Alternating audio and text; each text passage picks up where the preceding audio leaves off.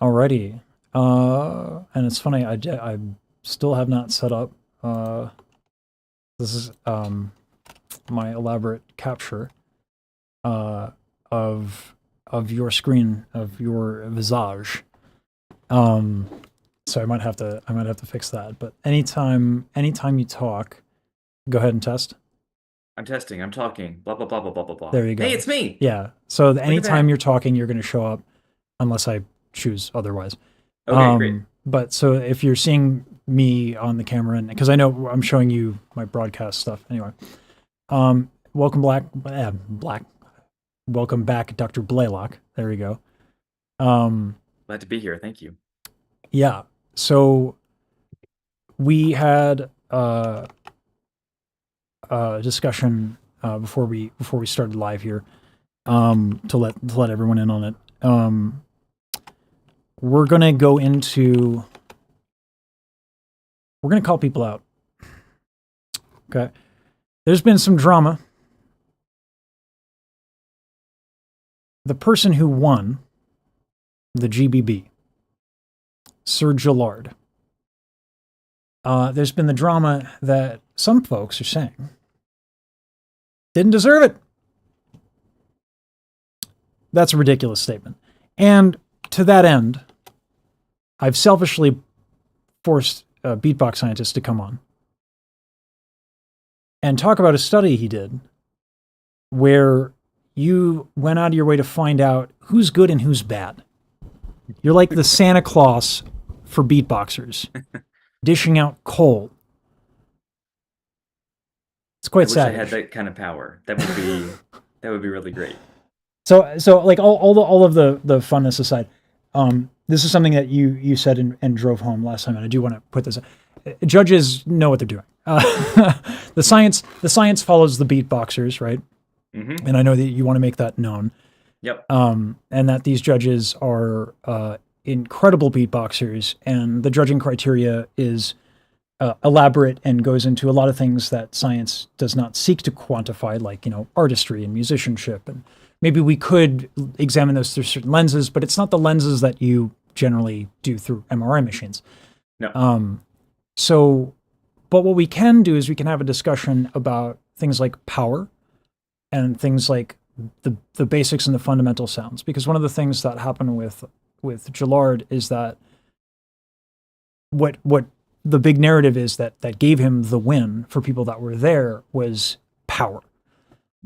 Um, so there's a lot to get into. Now Mm-hmm. we have a plan for this.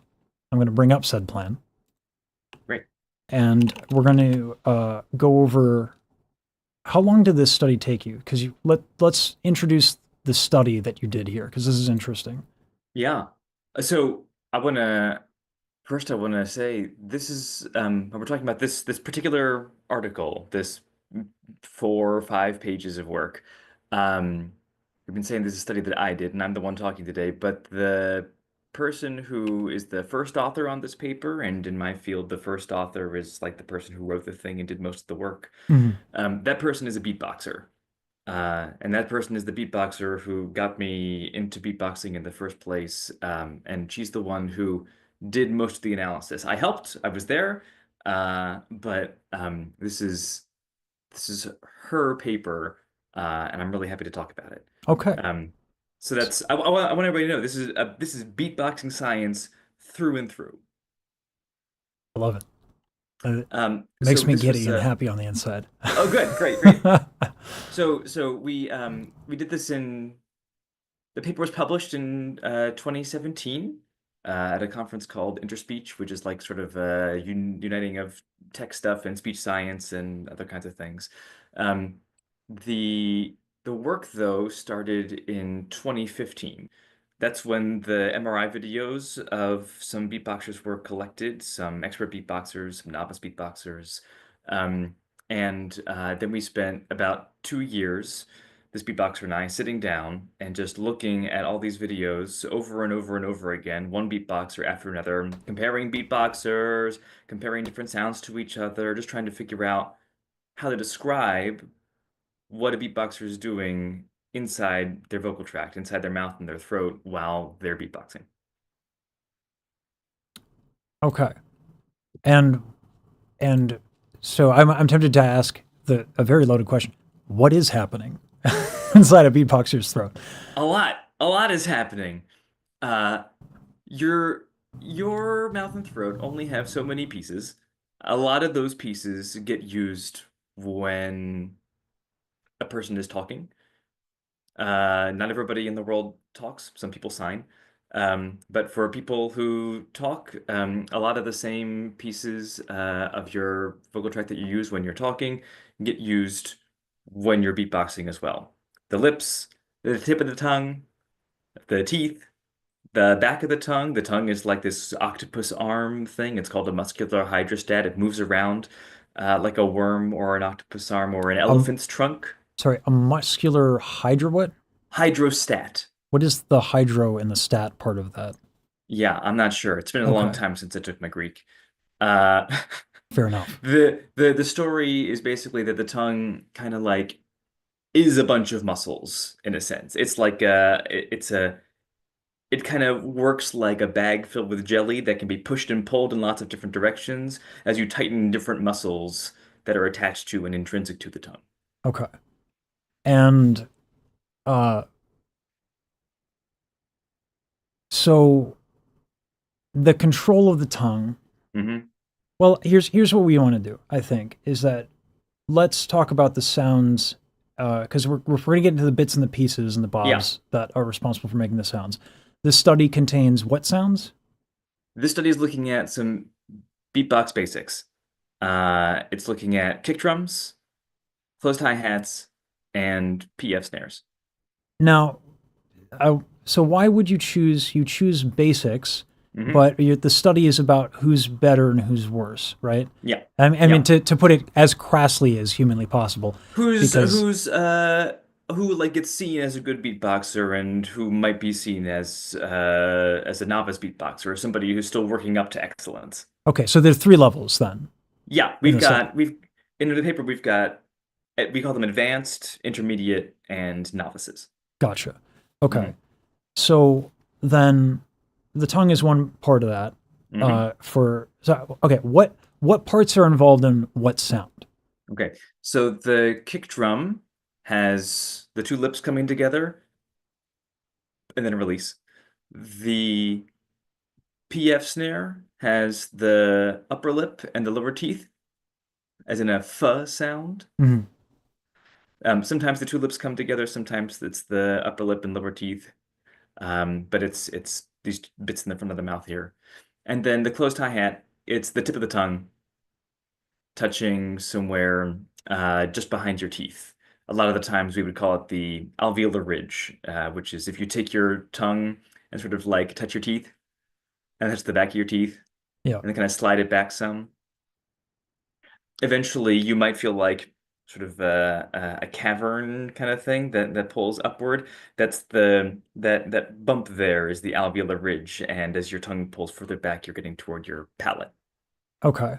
Now, I do have some anatomy software here, but I think Right? most people can feel if we give some instructions, Hmm. and most people who are beatboxing can kind of feel out what those things are. But Hmm. one of the things that I think is the differentiator is how like how is that force created, Mm. right? So, so the part that we left out when talking about how people talk or beatbox is the larynx, Mhm. which sometimes called the voice box. It's sort of the cage that holds the vocal folds, sometimes called the vocal cords. Um, Scientists call them vocal folds.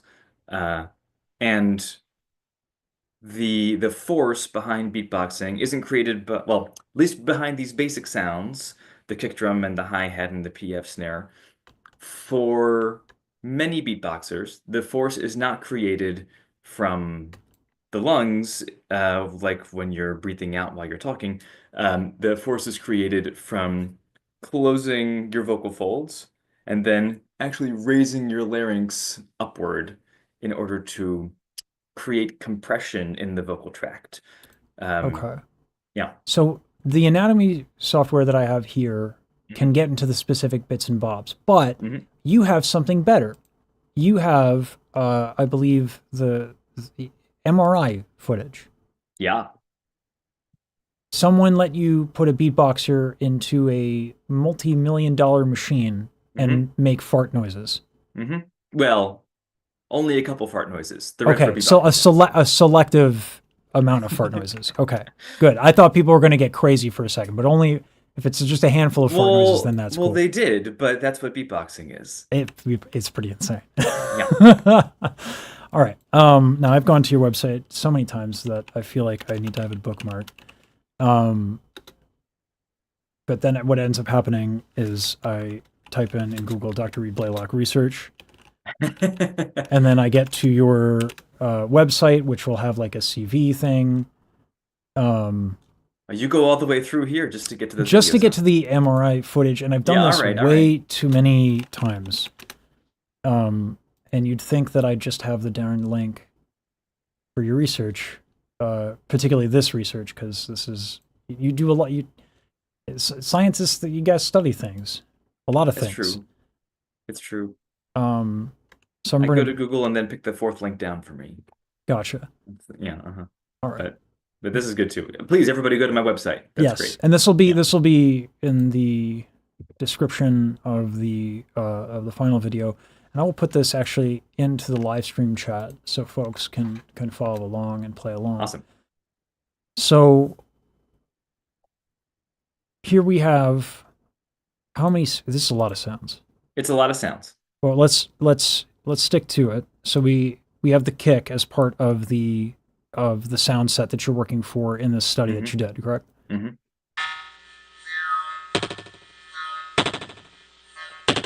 That's that's that's actually a decently powerful kick. Yeah, I couldn't hear it. I just want to make sure, like, it was I couldn't hear that sound, but it is coming over the audio It is coming over the for your audio for the stream. live stream. Okay, Yeah, yeah, great. yeah. I know what it sounds like. I've heard it about a billion times, so I, that's fine. Yeah, it is. It's a good kick. Um, I I want to clarify two things. The first is that it doesn't sound like a normal kick drum, and that's because in the MRI, in order to get an MRI video, you have to put somebody into that very expensive machine that you said.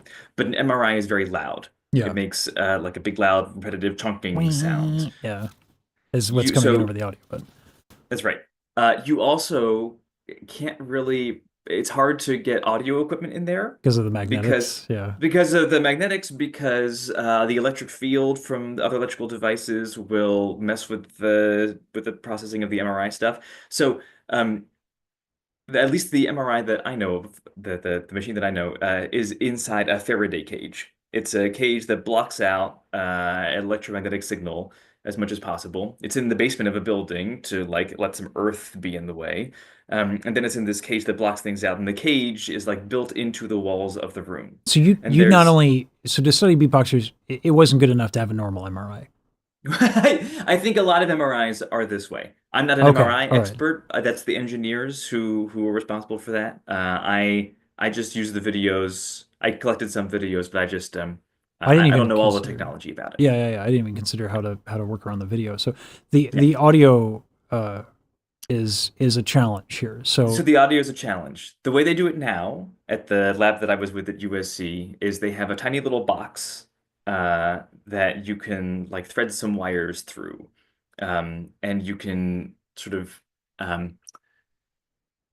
it's complicated. And again, I don't know all the details, but essentially they rigged up very cleverly this way to get a little bit of audio recorded close to the beatboxer's mouth so you can hear everything. But then they also have to try to take out the MRI sound so you can hear the beatboxing without hearing the really loud noise of the machine. So the beatboxing that you hear in these videos is going to sound kind of echoey. yeah, Somebody recently described it to me. It's like listening to beatboxing, but the beatboxer's in a tunnel or something. Um, it's kind of muffled or a little metallic, or it doesn't have the same sound quality that beatboxing outside of an MRI would right, have. right. We can still get a sense Your for first the concern power of is these not things, but audio fidelity. Yeah. no, we were looking at because we're looking at what happens inside, Right. and we can get audio data some other way. One of the things I couldn't help but notice, just speaking about what's happening Yeah. inside, her tongue is going back. Hmm. Okay. So the tongue is reacting. So What's going on? so okay, I think there's two things going on. Um, One is that the position of the tongue in your mouth affects the resonance of your voice. Okay. This is how vowels work. The difference between e, a. It's partly maybe the opening of your jaw, but that's not true for everybody. Some people will do e, a with very little jaw or lip movement.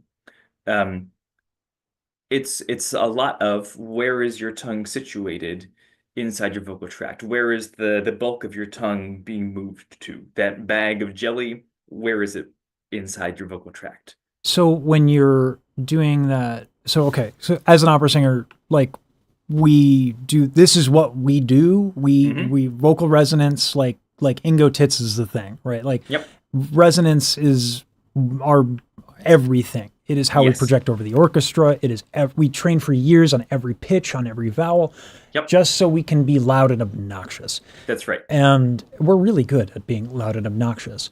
Yes. But so like the amount of volume you can get from maximizing the oral cavity just to maximize resonance is not a small thing. No, it makes a huge difference. When you've got the resonance right, then you get a lot of power as an opera singer. And I imagine the same is true here. That Hmm. if you want to highlight a certain amount of power in your kick, there's not just a matter of how much you can compress your larynx to force the whatever the physics is. I'll let you do that bit of the explaining of that. But Hmm. so let's say that there is avenues of power that you can get. There's ways that you can have power.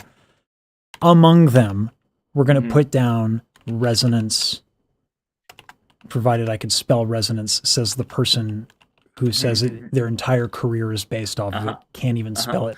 We're not going to worry about it. That's all right. All right. So, So resonance is a part of it, and in this case, it's not like an opera singer where, well, how do I want to say this? You described it like avenues of power, different ways to get to power.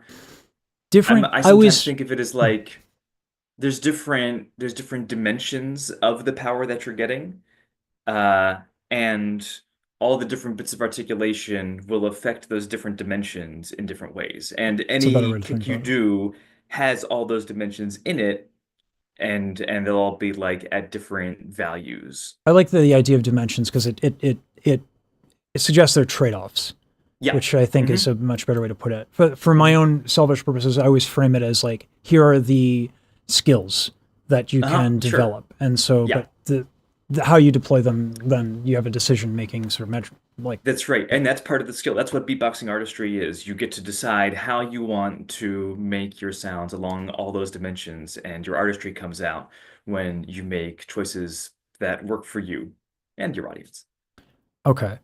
So, uh, So the tongue position and the resonance is going to affect, among other things, stuff like the deepness of the kick.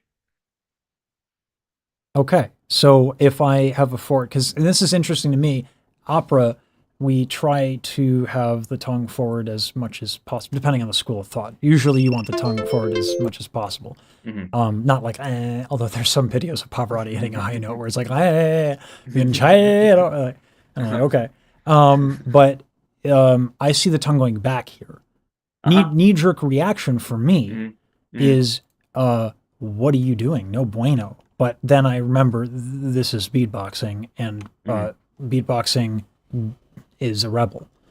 That's true.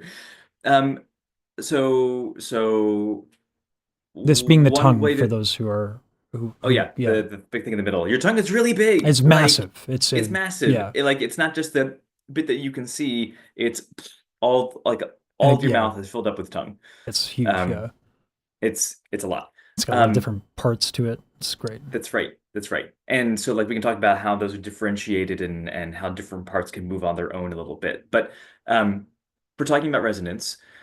One way to think of it is like if you are filling up a water bottle or a jug or some like container of liquid. If you start to fill it up, like at a sink, maybe if you're filling up a bottle Okay. or a glass at a sink, if you listen to the sound that's made as the water hits the bottom of the glass and the rest of the water, it goes something like this. Zoom is Oh, that's bad. filtering Okay, me yeah. out, It goes from but low to high. right. As the water fills up, or whatever you're pouring into your glass fills up, the we could call it the pitch. Pitch is a loaded word, but the sort of the tone of the thing For goes it from is for a very select few people that pitch is a oh yeah, loaded word, but yeah. sure, let's go with that. But for the Let's purposes of this explanation and being as great. Then accurate as humanly possible, we can say that the pitch of the glass goes from low to high as the water fills up. yeah. And the reason that happens has to do with how much space there is between the top of the glass and the water level in there. No, The but the bigger the tongue doesn't space, inflate, right? So in this example with the right? bottle, and I'm sure you'll get to the reason, but I Yeah. do want to particularly point out that the difference is Oh yeah. this is the brilliance of the skill set and Mhm. being able to manipulate the tongue. So how is it because as you bunch up, are you highlighting certain frequencies the same way like we do with vowels, right?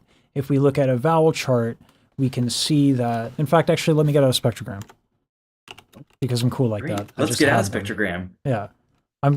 You're even more excited than I am, which is how I know you're an actual scientist. I love a spectrogram. Yeah. Ooh, it's okay. This is So good. All right. if I go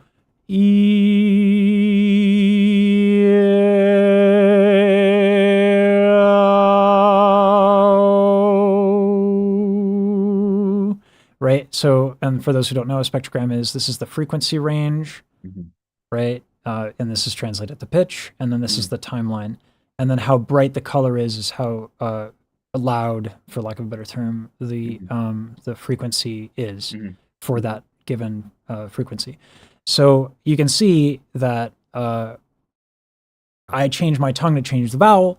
All of a sudden, what comes out is different. This is how we perceive the sound. Now, the characteristics of a kick are very, very particular in music. We spend a ton of time when we're talking about audio engineering on designing a kick. There are so many courses, philosophies, like just sound design in recording arts is a Okay. tremendous topic, and kicks, the kick drum is the subject of papers, of people's careers, And why is that? Why focus on the kick so much?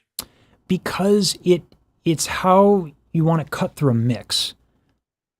When you have a particular genre of music, you have a particular set of instrumentations, or even in EDM, different idiomatic, different elements of different genres of EDM have certain synths that will take over melody, and they may be very high. Like if you have like hardcore or hard style, which is why I'm gonna make a video on Kaji. He uses to get like a synth lead, Okay. All right. which is really cool. And so when you do a genre like that, your kick, in order to cut through the mix, actually has to have a lot of high end to it. Okay. And then you'll use different techniques like side chaining and stuff like that. And he does stuff with his mouth. So his choice of kick, which is inherently higher frequency, right? And it also will affect like right. I use it all at the same time because he's a crazy beatboxer, but it's marvelous. And so like you're saying that this is just a kick that you can manipulate your tongue in such a way, and this is just the P kick or whatever it would call.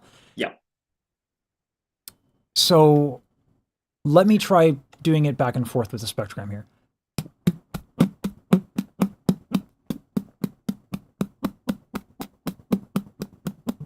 And you can even see, so I'm doing forward to back.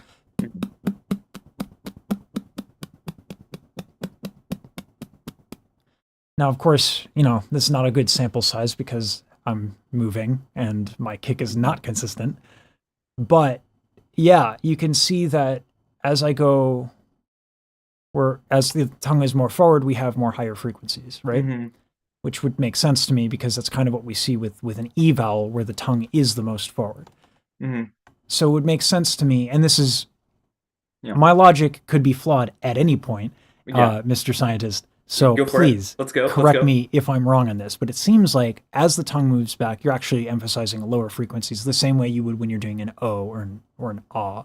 That's right. And it's for the same reason that when you have a glass or a bottle that has a lot of space in it between the top and the water in it, that you get a lower pitch, and when you fill that up, you get a higher one. It's because it has to do with the space between the lip of the glass and whatever's behind it. Just like for a beatboxer, it's to do with the space between the lips of the mouth and the tongue behind. The bigger the space, the deeper the sound. Okay, so this is interesting to me because I always think of the oral cavity. I don't think of the lips being closed when I think of it for my own purposes. But for each sound has its own dimension and rule set and existence. So the space between the lips and not necessarily the root of the tongue, but like however you maneuver the tongue and however far back you can get it, you're going to have more space. That's right. Wild. Okay, and that'll create the resonance and Yep. And this can be affected by all kinds of things, including jaw tension, I imagine, too. like whether your lips are protruded forward or pulled back or something. So the tension and the like forward and back spacing of the lips can also make a difference. The difference between an ooh and an ooh. There's the one with the protruded lips has a bit more of an emphasis in the lower frequencies. Even small little things like the lips and like their positioning can have an effect on the pitch of the sound. Vocoder mentioned to me, and I took like one of my 4 lessons with him. He mentioned to me that he finds it offensive, and I'm dramatizing it. I don't think he found it offensive, but he found it offensive. Yeah. To the core of his being, that someone would think of a P instead of a B when using a kick. And it's funny because I was watching Alem and I was like, oh, he's definitely using a P. But that extra tension allows you to do it faster, doesn't it? You're talking about tension in the lips? If you're doing it, if you have a tighter lips, if there's less of a protrusion, that would make it closer to what we would generally consider, at least for American accents, what we would consider a P. Because this is where we're getting into some interesting differences. Like, for whatever reason, I'll explain a little bit more. So that it's a little bit more clear.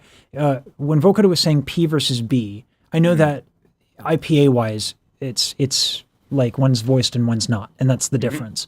But what he was saying was that the B has more of a forward protrusion versus the P is a tighter, there's almost a retraction of sorts. And that depends totally on where you're from, what your accent is. And I imagine there's so many things there, but for some reason I understood what Vocoder meant when he said that. And that changed a lot of how my kick ended up sounding.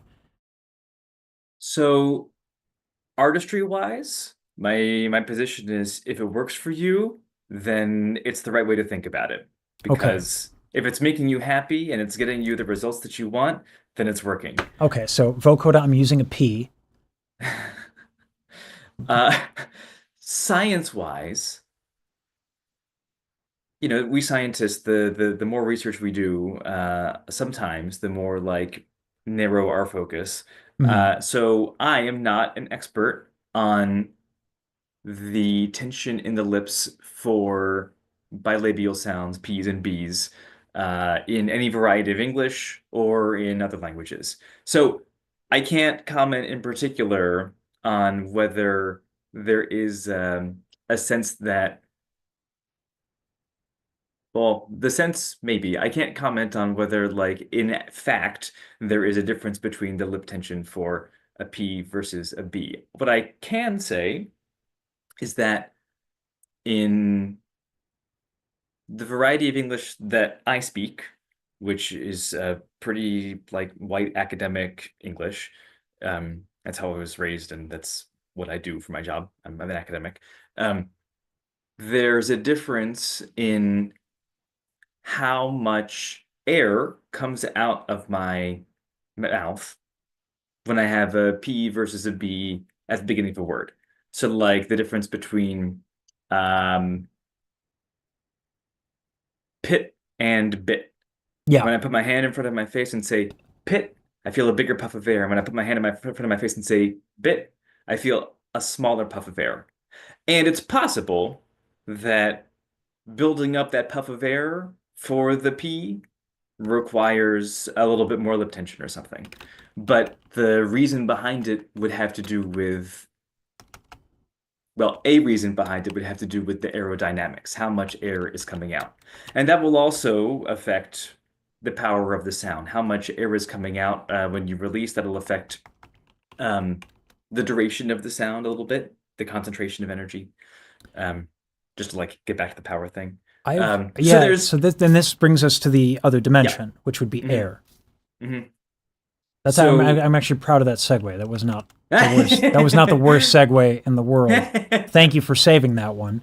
I'm over here talking about P's and B's, and you're like, hot potato. Yeah, right. So, the air.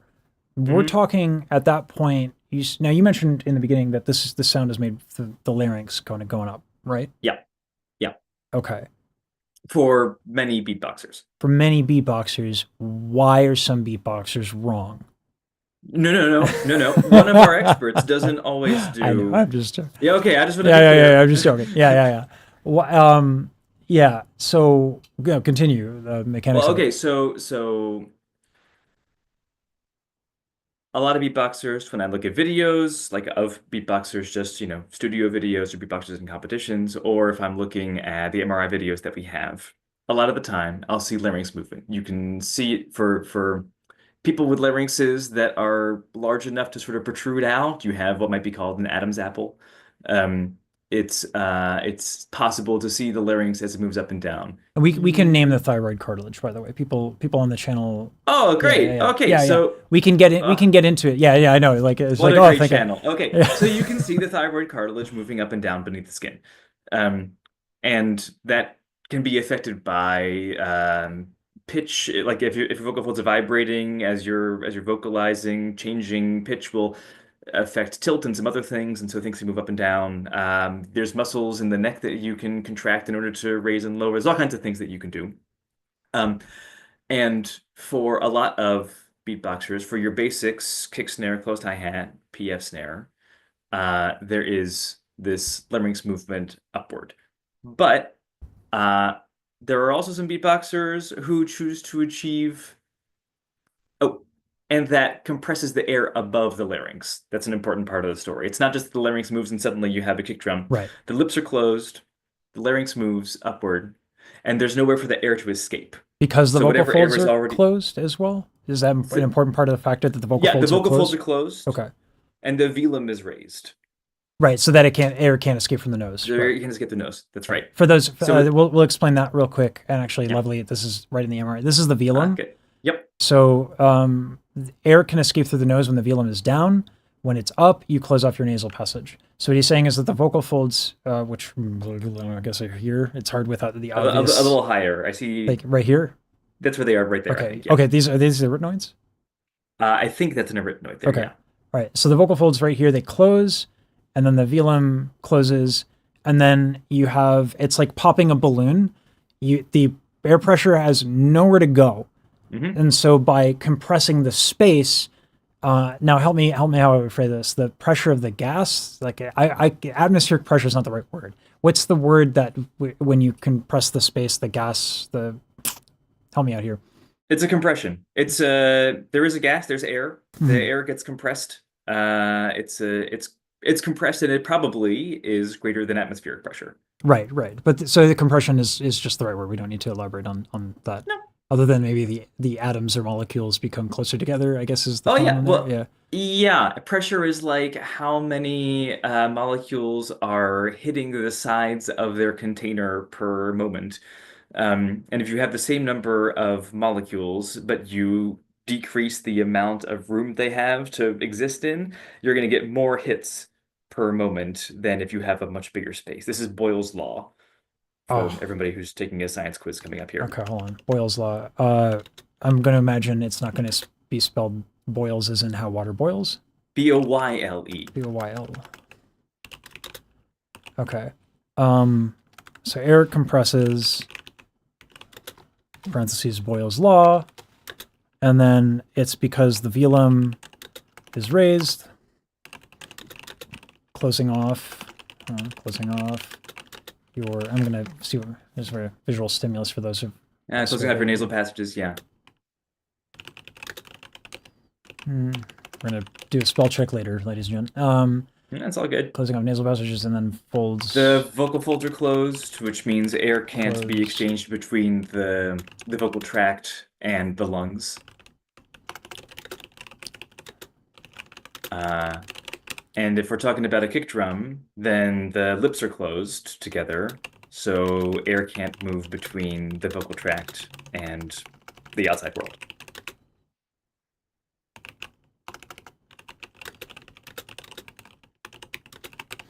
Okay. So now you said that there's another way to do this. So this is method 1, which is with the larynx. Yeah, I do this with my students too. It's not because you did a great job writing it out. I just want to be clear about the like the timeline of this narrative. The lips close and the vocal folds close and the larynx raises. So there's a closed chamber. Then the larynx raises some. So it's only after you have everything kind of closed off, then the larynx raises, and that's when you have inside your closed chamber the increase in pressure because of the decrease in volume. Okay.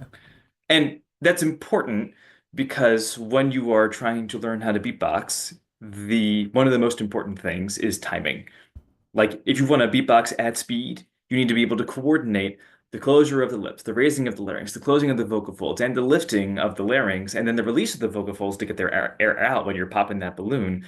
All that has to be coordinated to really like small amounts of time. And if you get the wrong coordination, then you lose power. Okay. Now, this is a perfect segue because now we're talking about the skill difference.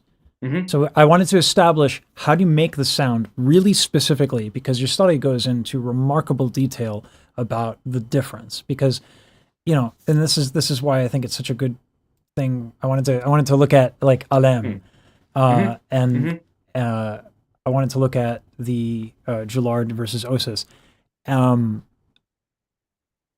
but because I don't know what your timeline is today. It took us a lot to get into one. I'm here for you. Okay. I'm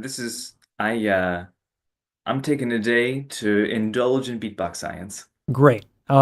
So this is when it comes to my channel. This might be a little bit more in terms of getting into one sound than is normal, but I love it, and generally people love this level of detail. For those who do love it, because you're not going to get it anywhere. Which is welcome to Lesage singing. Anyway, so that's what you needed to figure out to analyze. Like, what was the order in order to figure out who makes a better sound or who's a better beatboxer in terms of skill level? You had to, I imagine, figure out how the sounds work, or was it a process of okay? You in advance you had to know all of this. Kinda, yeah. So what we know from speech about similar kinds of sounds where you have full closure of the lips or the tongue tip to the alveolar ridge or something, and then the larynx, the vocal folds close and then lift. Those sounds are called ejectives. They're a class of sound. You can find them on the IPA consonant table, the International Phonetic Alphabet. They're used in many languages. They're very interesting. And so people who study speech articulation already sort of have identified what's required in order to get your ejective to work. We know from physics that in order to get sound to happen, air's got to be pushed and pulled in some direction. That's what your ear hears. The eardrum vibrates, and it vibrates because air molecules smack into it in a certain pattern. And so in order for that to happen somewhere else, air's got to be pushed and pulled. And in the vocal tract, that means there's got to be something happening. There's all kinds of things that can happen, but for these kinds of ejective sounds, the story is that it's the vocal folds closing and the larynx raising to build up some compression. So linguists like me are some people who might know that.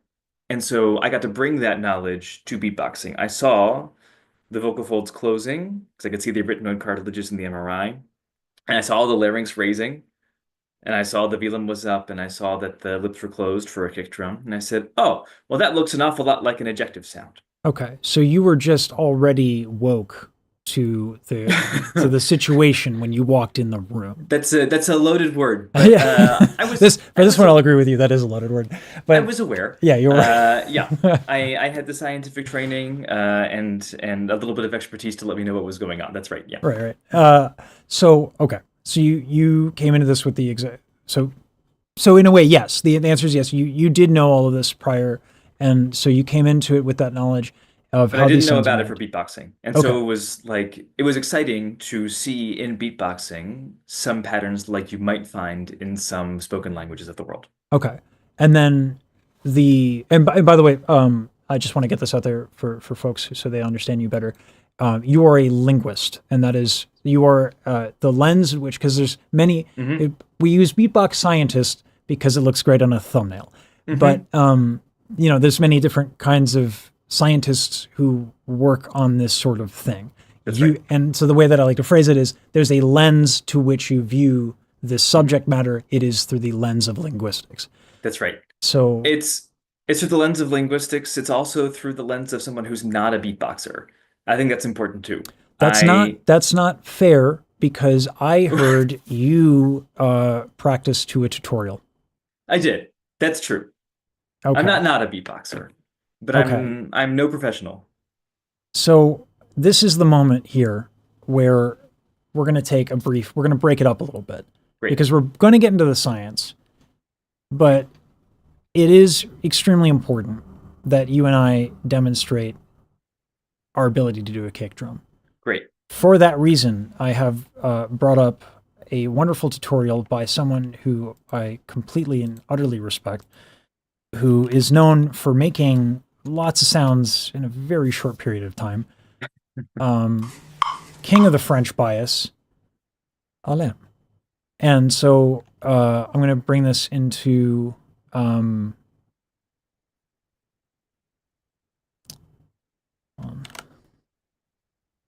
just wanted to cut that recording. We're still live, but I record while I'm live. So I have different automation that happens. Yeah, all good. So okay, I'm gonna do a watch together. I still think there's probably no way for us to get in sync and in time with our kicks because physics. Yeah, that's probably true. Yeah, so we might do a call and response or something, or just get I don't know. My imagination for this is it's going to be funny because it's going to be bad. Yeah. Great. Okay. So like we're going to do some kick drumming, and so this was in my mind like a separate video of like who wins, opera singer, beatbox scientist at beatboxing. The answer is probably going to be you, because actually these are my the discomfort of laryngeal tension, like that for me as an opera singer, like that freaks me out a little bit because I want as ergonomic, as efficient as possible. So anytime I build up tension for the kick, I'm like, oh no. Well, then we should talk about some kick drum alternatives. Oh, that would work too. Let's do that. Well, yeah, let's do that. We can talk when we're talking about. You just don't want to be embarrassed publicly. No. I don't mind being embarrassed publicly, and I think when we talk about what we see with the experts versus the novices and some of the variation there, that could be illuminating. Well, yeah. So that was the you versus me was going to be the funny segue. Oh no, of course. Yeah. But then we can talk about like let's do the funny thing, but this funny thing also goes into the scientific thing. Yeah, for sure. But I do want to, because for me the video is like the video we were just filming is how does the kick drum work now? Yeah. So I'm recording again because we didn't finish that thought that you had that there is another way to kick drum. Yeah, that's right. Talk to me. I'll talk about it. Yeah. So the larynx moving up is just one way to do a kick drum. Here's another way. And this is information from a study that was put out in 2024 by a team of scientists who study a lot of things, including beatboxing. They have their own MRI data. This is Alexei Underdown and his work, which I love. They looked at a beatboxer, and they like a great expert beatboxer, and they looked at the movements of not just the larynx, but also the tongue, and specifically the root of the tongue, like the back of the tongue, and the pharynx, which is the sort of wall that is what you think of when you think of the back of your throat. Right. Let's get up the MRI footage Oh, and yeah. just and point that out so people have that visual. So the Great. pharynx is right here. That's the right? pharynx there. Yep. Yeah. Okay. And the root of the tongue is also there. It's sort of the bit that one of the bits that you saw moving before there, and a little bit further up too. A Yeah. little bit further up. Okay. So like Yeah. right here would be the epiglottis kind of thing. It's a little hard to see. Yeah, the epiglottis is probably like sort of It's a little hard to melded into see, the. like right here-ish. That's Yeah. right. That's right. Yeah. And so the root of the tongue can move around. You can sort of see it like just above the epiglottis. You'll see sometimes like a little bit bulge out toward the pharyngeal wall. Yeah. Like right. Yeah. Somewhere in there, yeah. So they looked in that study, they looked at this beatboxer and found that beatboxer didn't move their larynx up and down very much. The vocal folds were still closed, but the difference in pressure was created more by changing the position of the tongue root and the pharynx. I didn't even I'm think to pretty sure contract the pharynx. I guess they would be the muscles around the pharynx. So Well, we would have to break down I've the heard muscles of the pharynx, correct? To I discuss am this? not a pharynx expert. I've heard Yeah. different things about this, and if you are not sure if you can contract the pharynx, one way to think about it would be that you have sometimes widened the pharynx and then release the widening to go back to an earlier state. God, that's a But lot there of are muscles. muscles there that can affect things. That's a lot. That's a It's lot a lot. going on. Yeah. Okay. Yeah. Okay. So there's squeezing happening in there, Yeah. basically. So okay. Could you technically put all of that together too, if you wanted Yes. maximum power? And we see in our beatboxers in the MRI, we see movements. You saw it of the tongue. Yeah. The tongue as it's moving around. It's not just making changes to resonance, it's also probably contributing to the changes in air pressure. And I think we see that later on with some of the PF snares as well, for at least some of the beatboxers.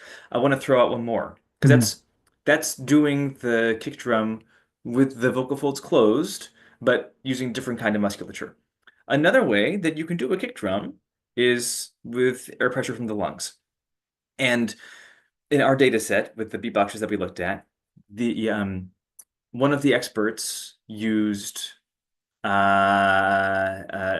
we call it pulmonic egressive air pressure, pulmonic from the lungs, egressive out into the world. They breathed out during their PF snare. And a PF snare has a little bit more like a noisy frication at the end, so it kind of wants maybe some pulmonic egressive airflow sometime, especially if you're holding it out for a while. Yeah. For the fricket of the Exactly. Yeah. Yeah. But a lot of beatboxers in our data set too will do it with that glottalic or laryngeal airstream where the vocal folds close and then punch up. So you can do a PF snare a couple different ways.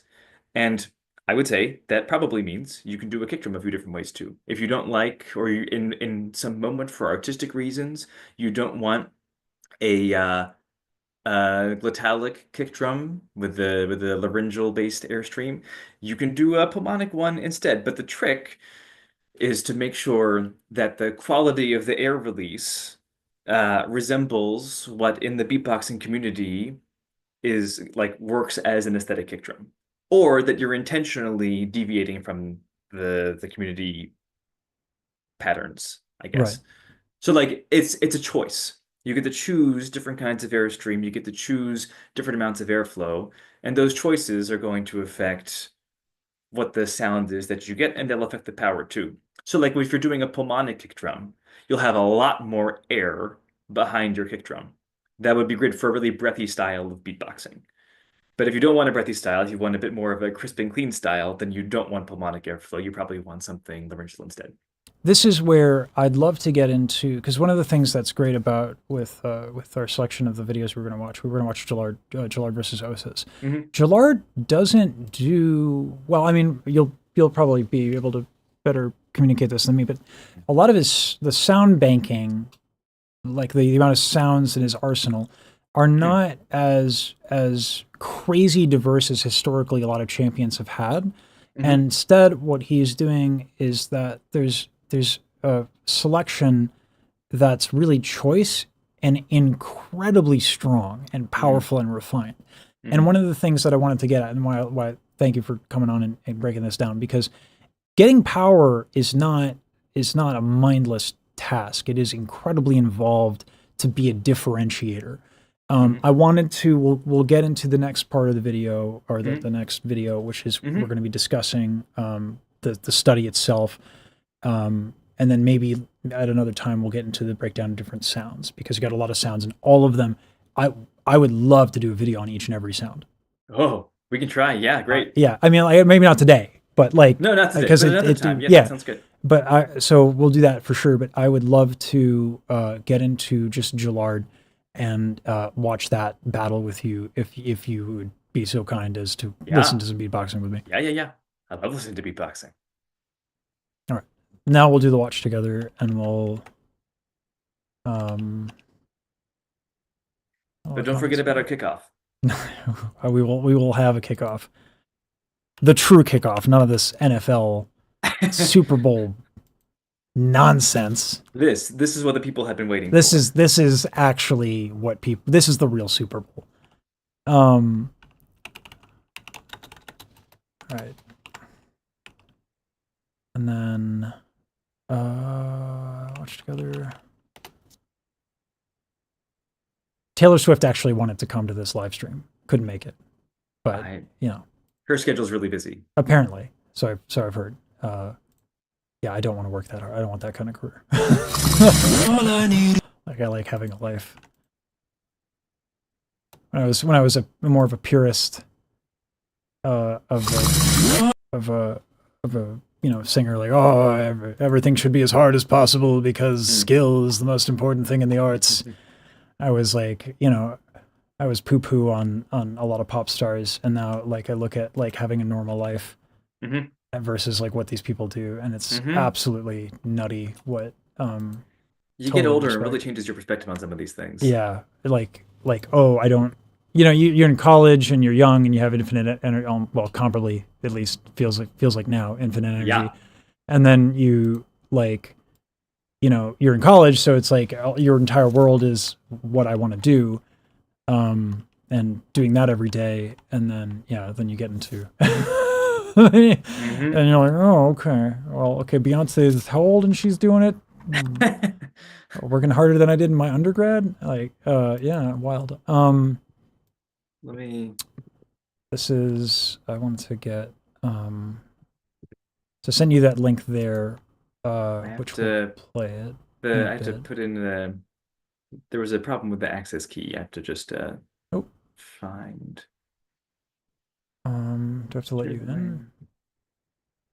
There was like. Oh, I think I didn't create the proper invite. That's why. It's okay.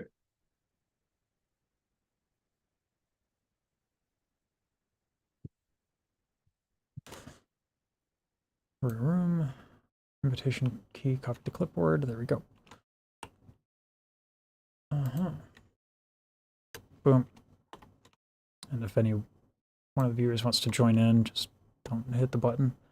And then this is so much easier. So unfortunately, the privacy stuff with Zoom makes it so that I have to do some wonky stuff to get this to work. So give me 1 second. Sure.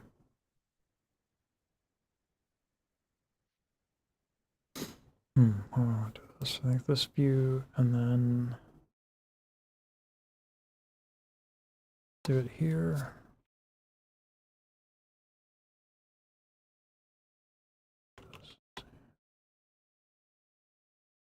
And then I can cut off yonder.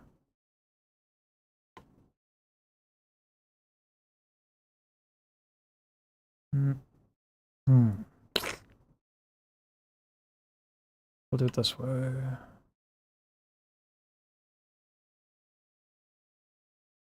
Do you use Discord at all? Have you ever Yeah, used Discord? sometimes. Next time we can use Discord, I can better manipulate OBS Great. because okay. We'll do it this way for now. And that'll be how we do that. I need to zoom over here to do that, and then I need this over here to do that, and that should, in theory, work. Let me screenshot this real quick. Oopsies. And then I'll just check. All I need.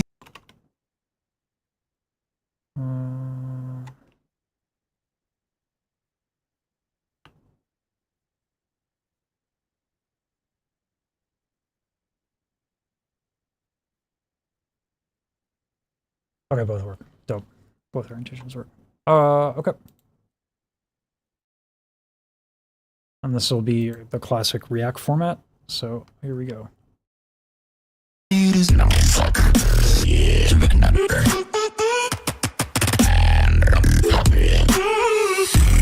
Are you ready? I said, are you ready? It is on Osis. I say the 3, y'all say the 2 and the 1 crowd. In 3. Ba ba ba ba ba ba ba ba ba ba ba. Sing. Ba ba ba ba ba ba ba ba ba ba ba. Said fuck the French on the stage. All this fucker has his bass. Said fuck the French on the stage. a really nasty All this MIDI bass fucker sound. has his bass. Said fuck the French on the stage. All this fucker has his bass. French on the stage. All this fucker has his bass. Said fuck the.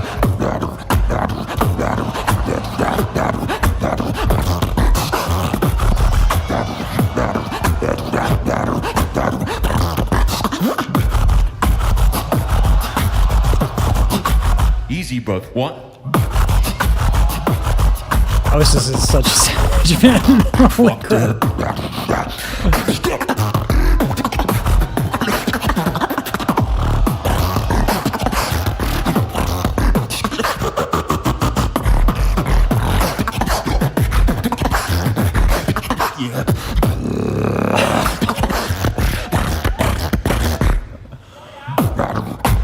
Nice.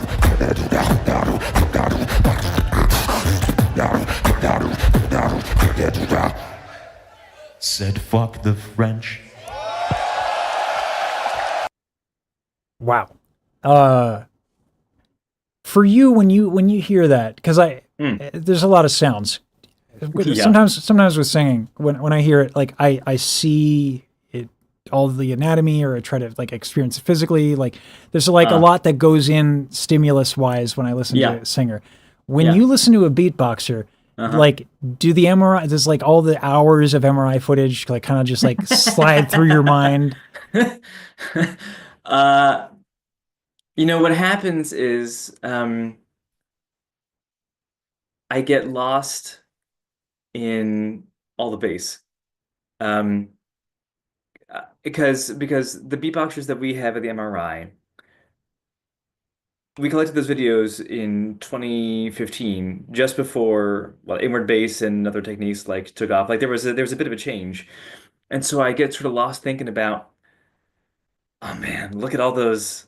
New Listen sounds to all that those happen. sounds that I don't even know what's going on in there. Like I know something's going on. I know all the bits and pieces, but there's so much variety and there's so many moving parts of it. And an MRI can't capture some of that stuff because the spatial resolution on the MRI, I mean, like if you really zoom in on the vocal folds, you might be able to get something interesting, but you also really want kind of like a 3D perspective to see how things are moving around. There's this Tom Thumb video I think people have probably seen where like they do a laryngoscopy and you can Yeah. see like things are practically twisting in there. Like it's Yeah, a really yeah. three-dimensional thing. And so I just kind of get I just sort of my ears glaze over, I guess, and I start thinking about just all the bits that I still don't know about. It's to me, this is one of the most exciting things about beatboxing is that like it's a bunch of really young folks on the for the most part. I mean, like obviously the beatboxing is got a rich history, at least as far back as 1960s, right? But like Hmm. in terms of this online culture, like it's a bunch of really young people doing the craziest shit with their voices, Hmm. and everyone is stumped, and I love it. I love it. It's like I mean, Yeah. no one knows what the shit is happening. Except for, and this is really what gets me, all of the beatboxers who seem to be able to pass it on and and quickly, and like quickly really to be able to fast. imitate each other. Like there's it's like it as an outsider, it feels like something gets unlocked. Like you get to a certain level of beatboxing, and then you just kind of go, "Oh, give me time, and I can make any sound I want. Just have a little patience." Yeah, And that's I don't have that, and that is something that really it's inspiring, really. I agree wholeheartedly. Let's continue on to the winner here and his response to that. Hmm. Switch. Yeah, it's easy. But you can kind of tell even just on compressed audio that there is a power difference here.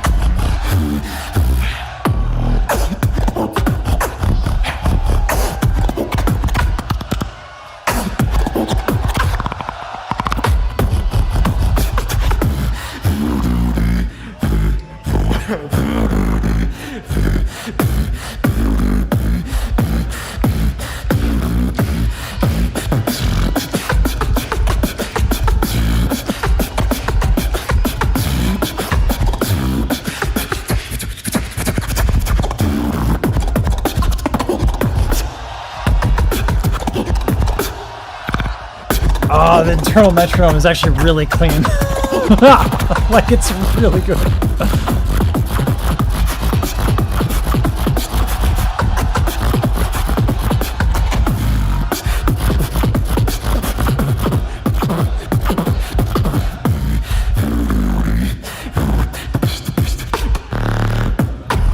Ooh, smooth.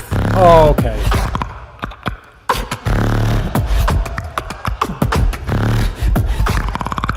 Ooh.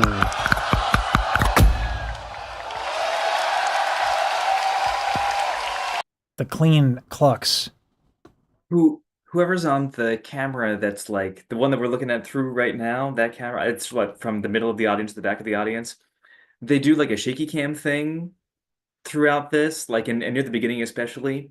Like it's just a little bit of wobbling, but it really I mean, you were right. You can kind of hear the power. I hear that moment when he first starts. He just comes right into it, and I get chills a little bit where I don't always from an online video, and then the camera does a little shaky thing. I'm like, yeah, the room is shaking, isn't it? It is, yeah, That's yeah, yeah. I was actually I thought the same as you. I was like, oh, the video editor did a good job there. But when I listened to some people talk about what it was like to be in the room when Julard was beatboxing, Mhm. they were like, no, that wasn't in post. It's like the subwoofers just did that. Which I'd like to believe eyewitness testimony, not the most reliable, but why not? Let's just go with that because I can believe it because the goal is to get that sound right, and if you want to get that sound, you can tune a system to do that. So, God, here's what I want to do if this is okay. If you can give me just a moment, I can pull up a spectrogram of the bass sounds that they used, and we can take a look at the differences based on the spectrogram. Not that we would be able to come up with anything conclusive, but it would be interesting to look at because we're Yeah, go for it. okay. I've been thinking about your spectrogram settings. Hey Jesse, are the difference? This is a good question. Are specific examples of artists who do not adhere to community standards. People have, the community for beatboxing is large enough that people can get away with it. So like Kaji, like one of the things that Kaji got critiqued for by Dilo was his, he held on to the tails of a lot of his sounds. And so it wasn't to Dilo's aesthetic preference. But in hardstyle and hardcore EDM, you do that by design. So like if I wanted to do so specifically in hardcore, what you do is you take the tail end of the kick and then you reverse it and you add reverb. And so a lot of what Kaji will do is intentionally hang on to like he'll drag that portion of the kick for longer on purpose. But like it's okay and he gets away with it because he has a lot of his own fan base. And I think that he's so unapologetic about it that part of the judging criteria doesn't mind, because part of the judging criteria is the performance. And the chaotic nature of it works because it's inherent to the genre that he's mimicking. If that offers an explanation. I'm actually really proud of that explanation. I wish I filmed it.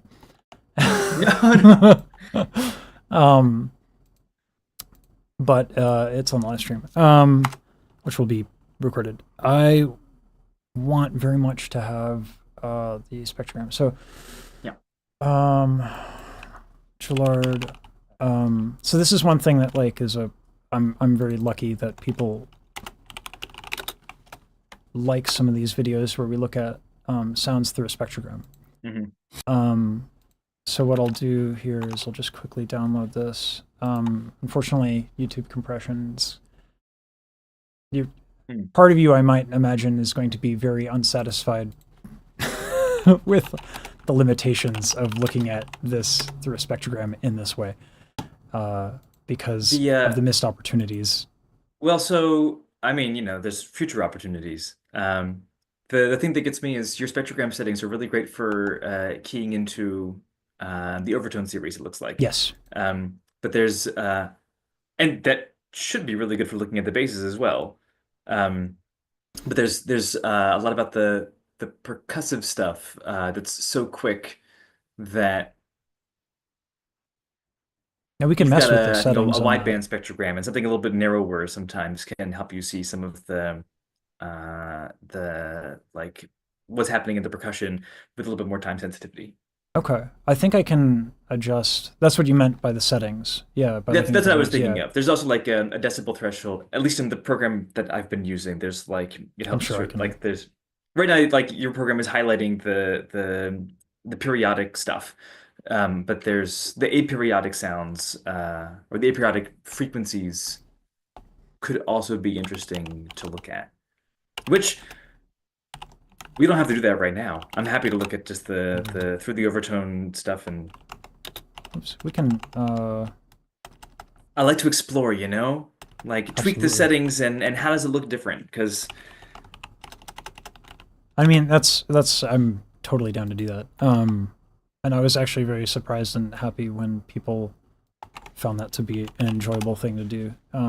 Great. Some of my more popular videos are like looking at vibration bass through a spectrogram and just like pure conjecture going like oh maybe I don't know like yeah okay. I was like I don't know why people want to watch that but like but look at it. Yeah, I'll do it all day like look at it, it's there, it's a spectrogram, let's try to see what we can come up with. And pure conjecture time.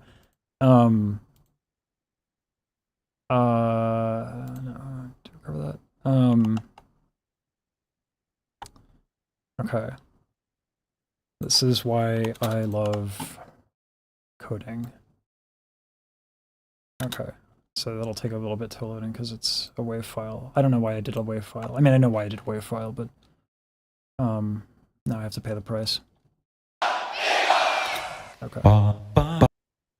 Now, I don't know if you can hear, probably not unless I make it. Okay. So the stream can hear it. I think I have to share my screen for this if you want to hear it. So let me do that. so you can actually follow along with this.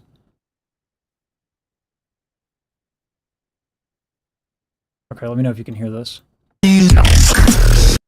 Could you hear that? No, try one more time. One more time. Yeah, Just Okay. turn my volume up kind of loud. But I can hear it. Gotcha. All right. Let's see what the settings are here. Ooh. What do I have to do to get this to? No, that's just loading of the program. Okay.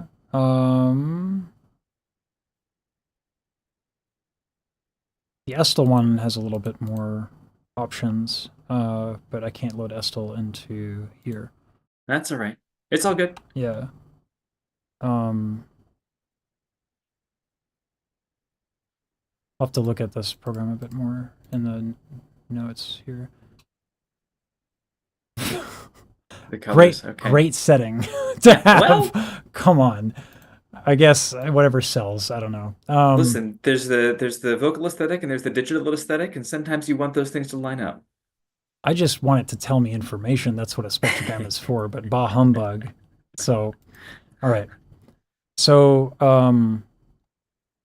even the wave file will probably be telling. Let me bring this in.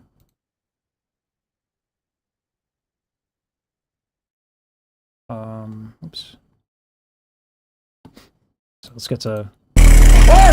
French on the stage, all this. Oh, hello. That's important. I hate that that's an auto default. Excuse me. On the stage, all the French on the stage, all this Parker has his baby.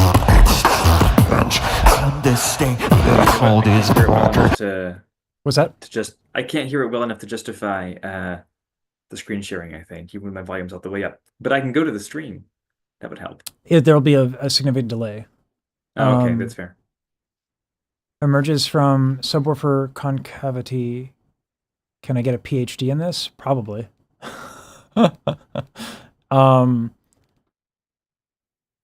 Okay. Trying to think of a better. Yeah, if we're in OBS, or sorry, if we're in Discord, this is easier. Let's switch over to Discord if that's okay. Yeah, I'm glad I set it up this morning again. Yeah, I'm glad you have it as well, because I can share this on Discord much easier. Great. Let's see. How do I now add a person on Discord? I swear I'm social. I think we're I think we connected do have already. each other. Yeah, we do. Is it just Reed? Reed Blaylock, that's me. There you are. Massaging. Yeah, if you want to just send me a message real quick, because I'm not sure if this is. That is you. Okay. All right, I'm gonna hang up on Zoom and we'll do Discord. Great.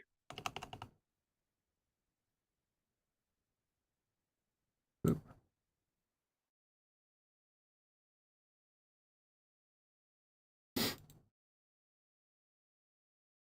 All right. Hey.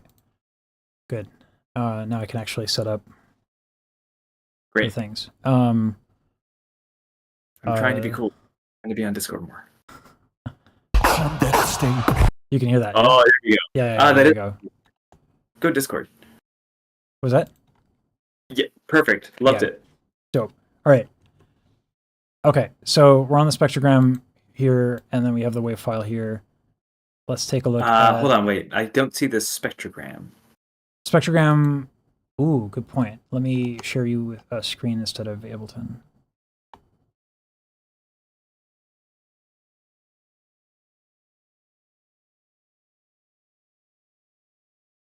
There we go. Now you should be able to see the spectrogram.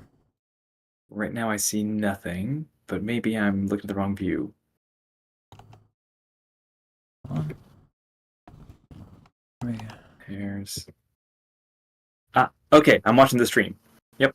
Okay. Great. All right. So, here is All Osis. this fucker has his bass said fuck the French on the stage. All was this the original fucker thing has of that? his bass said fuck the Oh my God, French my eyes on did that that. stage. All this fucker has his bass. There's got to be a way to zoom in. Not like that, though. I don't want just a larger resolution. Oh, man. Does it pause? I really wish it would. Okay. Linear All spectrum? this fucker. Ah, has his that's great, bass though. said fuck the French on the stage. All this fucker has his bass said fuck the French. Yeah, we would really ideally like to pause and then be able to zoom and stuff like that. All What spectrogram do you use? So the default for linguists is called PRAAT, P-R-A-A-T. Oh, that beautiful, beautiful thing. Yeah, I saw that. Okay, so the what I can do here is, oh my God, that's hella resolution. What I'll do here is I'll take a screenshot of it, and then we can take a look at it. Great, sure. That's a terrible workaround because the resolution will be shot, but said fuck the French on the stage. All this fucker has his bass said fuck the French on the stage. All this fucker has his bass said fuck I wanna the get to the drop French here. on that stage. All this fucker has his bass French on the stage. All this fucker has his bass said fuck the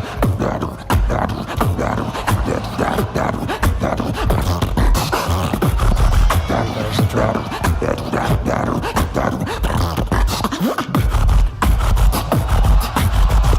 Oh my God. Easy, but what?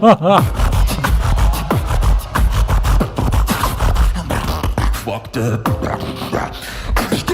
Okay. Let's pull that into Paint. Alright, and then I'll save this, and this will be Osis, drop 1. Okay, luckily that is PNG. Alright. Then we'll take it to Julard. And he responds. Every time I see that, I can't help but think to myself, like on the playground, I don't sound like that. All right. That's I don't know. Beatbox battles are not very sensitive. It's easy.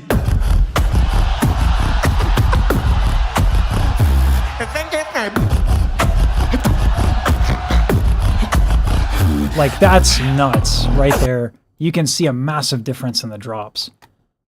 Look at how much is That's not a great screenshot because that is not at all what we had for the first one, but oh no, it did get to the bottom of the frequency. Okay. Yeah, wow. Okay, and then I'll save this as oh no. Did I control S it? I think I control S because I control shift S. I'm terrible at my job.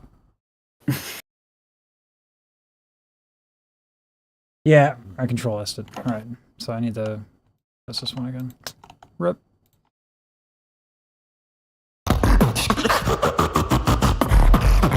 On that stage, all this fucker has his baby French on the stage. All this fucker has his baby said fuck the.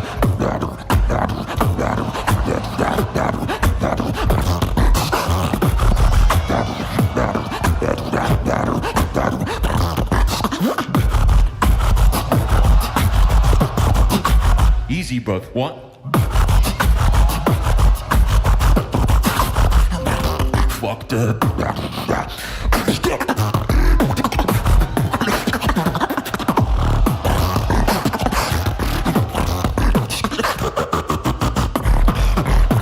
Thing is, like, it's just the, it's still so sick. I mean, both of them are. Both of them are incredible. It's really good stuff. Yeah, it's like a shame that we pick a winner. And then GIMP, we'll do it that way. I'm so glad I got my 3070 Ti to have like all this crap open all at once. Chrome is nice. eats so much resources now. It's like Mhm. I'm surprised I don't crash just by opening that. All right. Osis. All right. Oops. Let's actually do it to this. Let's do that.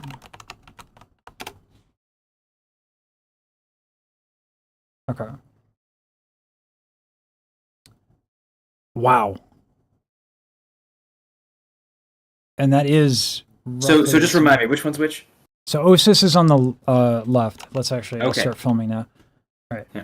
Okay. So this is the drop that Osis did on the left here, and yeah, and then this is the drop that he did in counter. That Julard did in counter. So you can see. At first, I thought like I had resized the spectrogram inaccurately. But it actually just is that much beefier on the bottom there. Yeah. Like, in fact, you can kind of look at the piano size and you can see that I'm not actually making this up. Like, the piano size is mostly the same. Let's get that a little bit better there. Make sure that's real. Yeah, a little bit bigger. Further down. Yeah, a little further down. A little bit more. Perfect. There we go. Okay. Yeah. Just about perfect. At least for what we're doing, it's perfect enough anyway. Yeah, that's great. But yeah, that's noticeable. That's a hell of a counter. like, oh my god.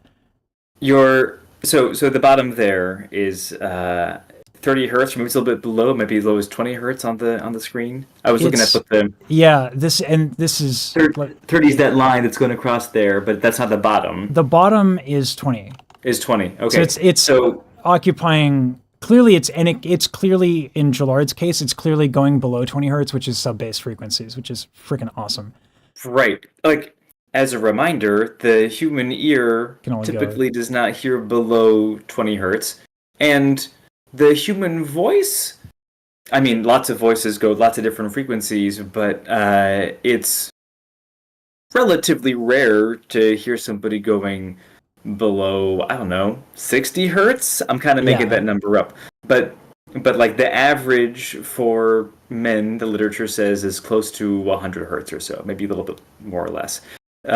So to have noise being made by a human vocal tract at 30 hertz, 20 hertz, that's real low. And it's to me, like, I think it's worth, I think, and I having looked at a lot of spectrograms, I look at how it's just capped out at 20. This goes below 20. There's no way it doesn't.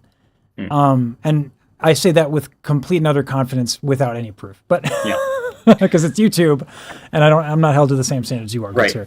Now, just the scientist in me points out that like there are some things here. We're not just hearing the beatboxers in isolation, we're also hearing the room. Yes. So at different moments, the crowd is going to be making sound, or an airplane could have flown over, or other things could have happened. But the beatboxers are getting like put over the mic here, and so what we're mostly hearing is beatboxer, and so it seems likely that what we are seeing is a beatboxer difference. But like, if you are going to do beatbox science and you want to get a reliable look at somebody's bass, then you want to try to find a really quiet spot, no fans, no ventilation systems, something that just keeps things as quiet as possible in order to get a really reliable look at that. Still, though, this is no, of course, it's pretty.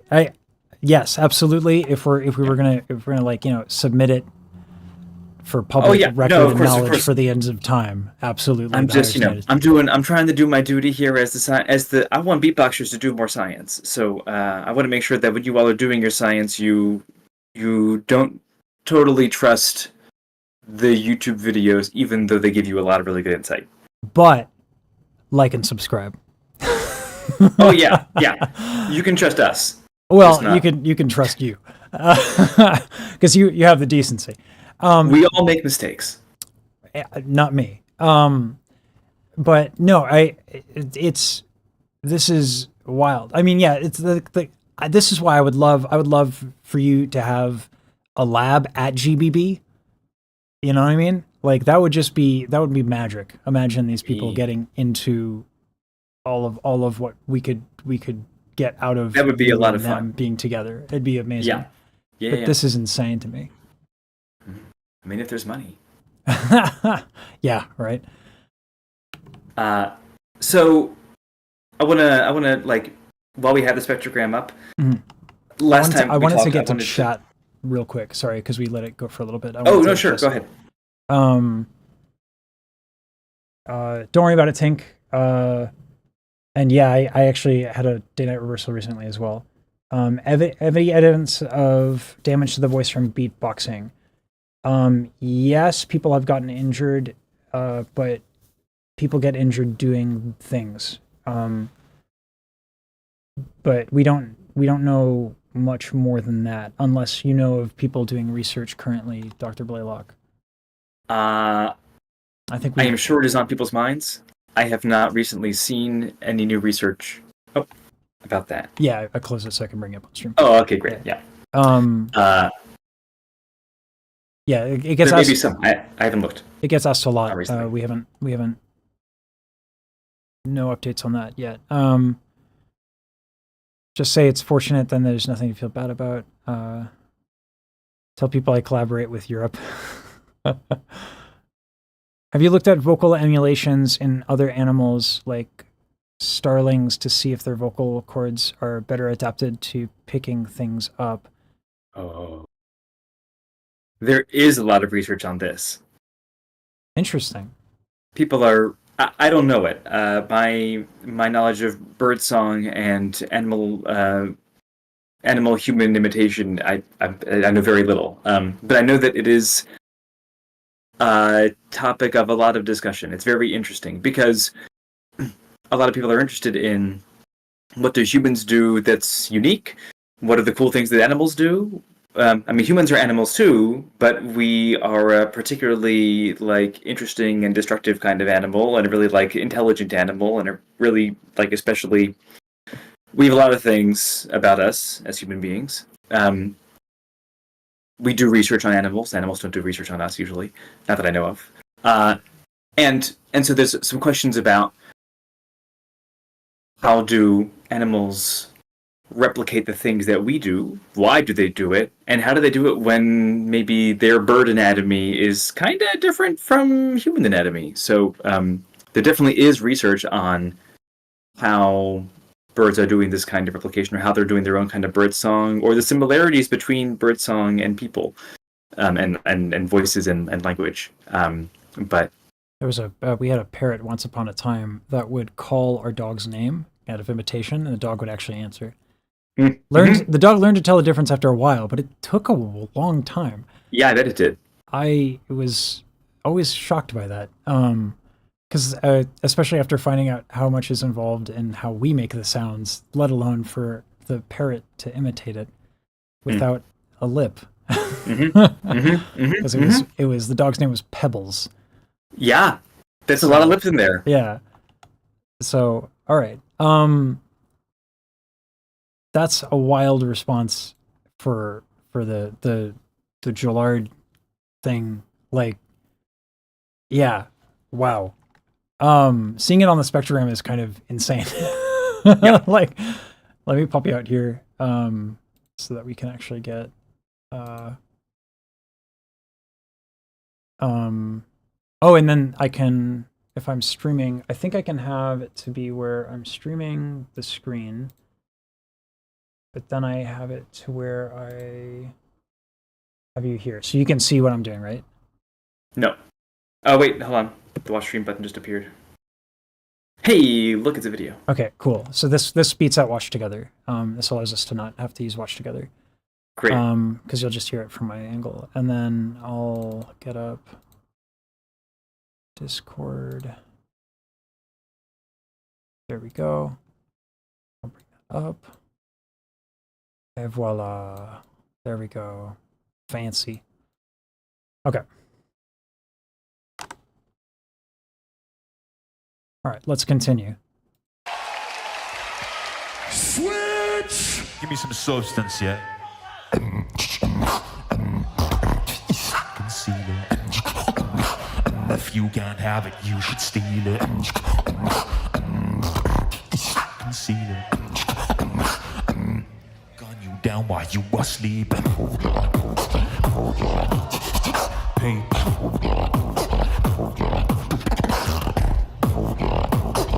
He's so clean, man. Paper. Shoot you for the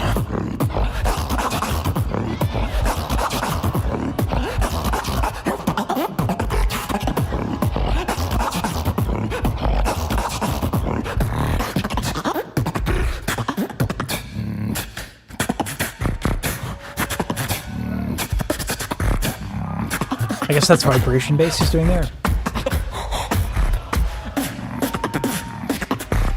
shoot you for the Ooh. Ooh.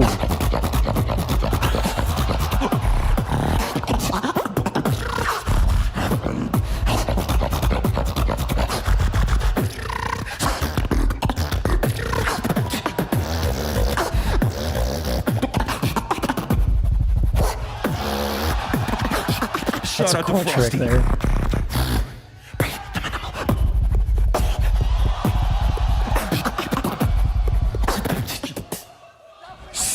Is that other guy really?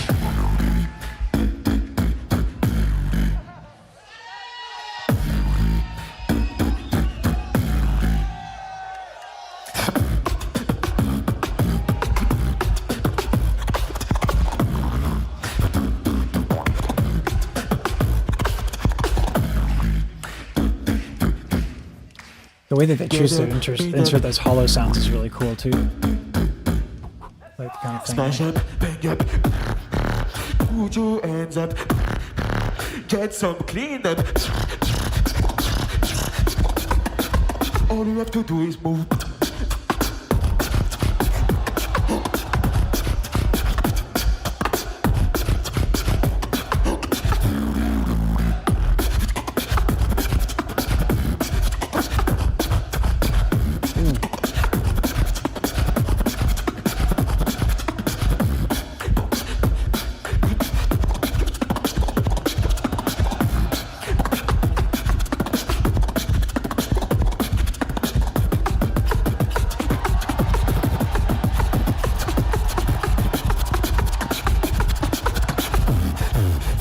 Make the come back.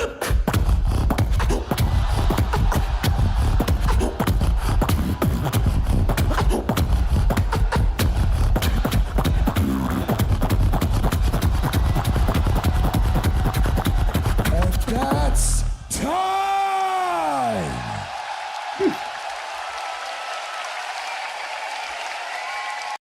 Oof. There's a lot going on. Yeah. It's oof. The bass sounds from both are interesting. I find that there's a lack of consistency in some of the robustness in Osis, and that like it seems to come in and out. But with Julard, there's a level of consistency.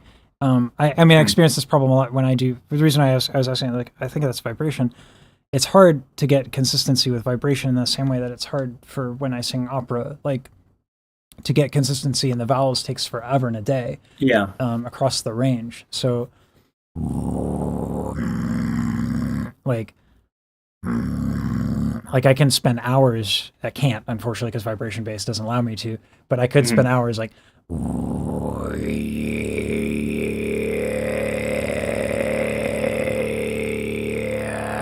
trying to just control all the little bits and bobs to get that consistent sound. And that's Manage the kickback from the resonance onto the vocal folds and everything else. And yeah. Well, hold on, gazoon type. Explain that to me. oh well, this is an Ingotitsa thing, right? There's like the vocal folds. Like if you think about the vocal tract holistically, my understanding of the science here is that like you could just think about the vocal folds. Opening, closing, vibrating. It's aerodynamic. Air's sucking them together and pushing them apart. There's musculature involved as well that contributes to these things. But then resonance happens when you get the air molecules to move like bigger distances at certain frequencies. More resonant frequency kind of amounts to a higher amplitude frequency, or a set of higher amplitude frequencies. So let's break that down a little bit. Let's do that. Because so what we have is we need to describe resonant frequencies and amplitude frequencies. Resonant frequencies, as far as I understand it in terms of acoustics, is when you have a certain space, that space will see well, first of all, okay, waves have size. Like, let's go there. Let's start there. Maybe air particles are physical things. Okay, that's better. Yeah, you're the actual professor, so yeah, take it away, because this is I'm trying. this is the expression. I'm sure something you've explained more than I have. So an air particle is a physical thing, and it rarely sits still.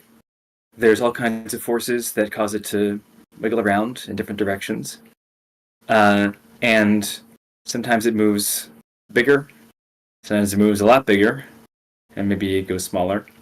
And it probably moves in lots of different directions, but we're going to focus on just like one direction, left or right. And the amount that it moves left to right is amplitude. Or you might say the amount that it moves away from, like if it has sort of a center location, one point that it likes to live in space, the amount that it moves to the, that's my left, to the right or the left to the right, away from its center, that's a measurement called amplitude.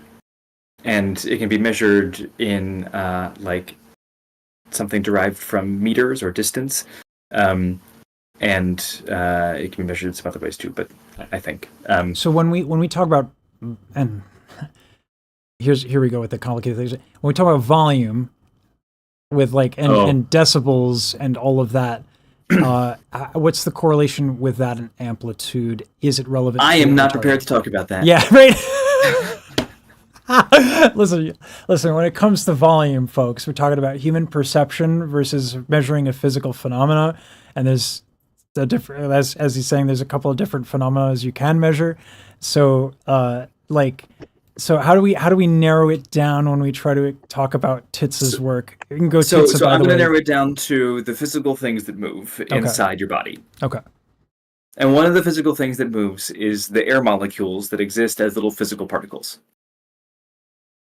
And so when they move, because they are physical and they have mass, they might smack into other things that are also physical and have mass, like your tongue or your palate or your lips or your larynx and your vocal folds. And when things smack into each other, there's an energy transfer. It's playing pool is the classic example. If you use your stick to hit the cue ball, you've transferred energy from the stick into the cue ball, and then the cue ball, well, I hope you're probably hitting the cue ball first, and then the cue ball goes and hits, ideally, some other ball on the pool table, and then the cue ball loses a lot of energy and transfers it into the ball that it hit. Some of that energy is also expended through sound, through heat, through friction as the ball rolls along the table. But the collision energy, the transfer from the cue ball to the next ball, is the bit that I'm thinking about for the moment. Right, sure. So air particles will hit each other and transfer energy.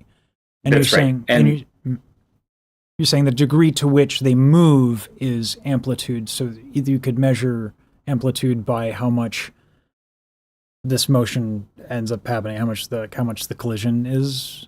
Like yes, I can't see you, but yes, I think that motion you were doing is probably right. Yeah. Right. Let me bring up the camera. So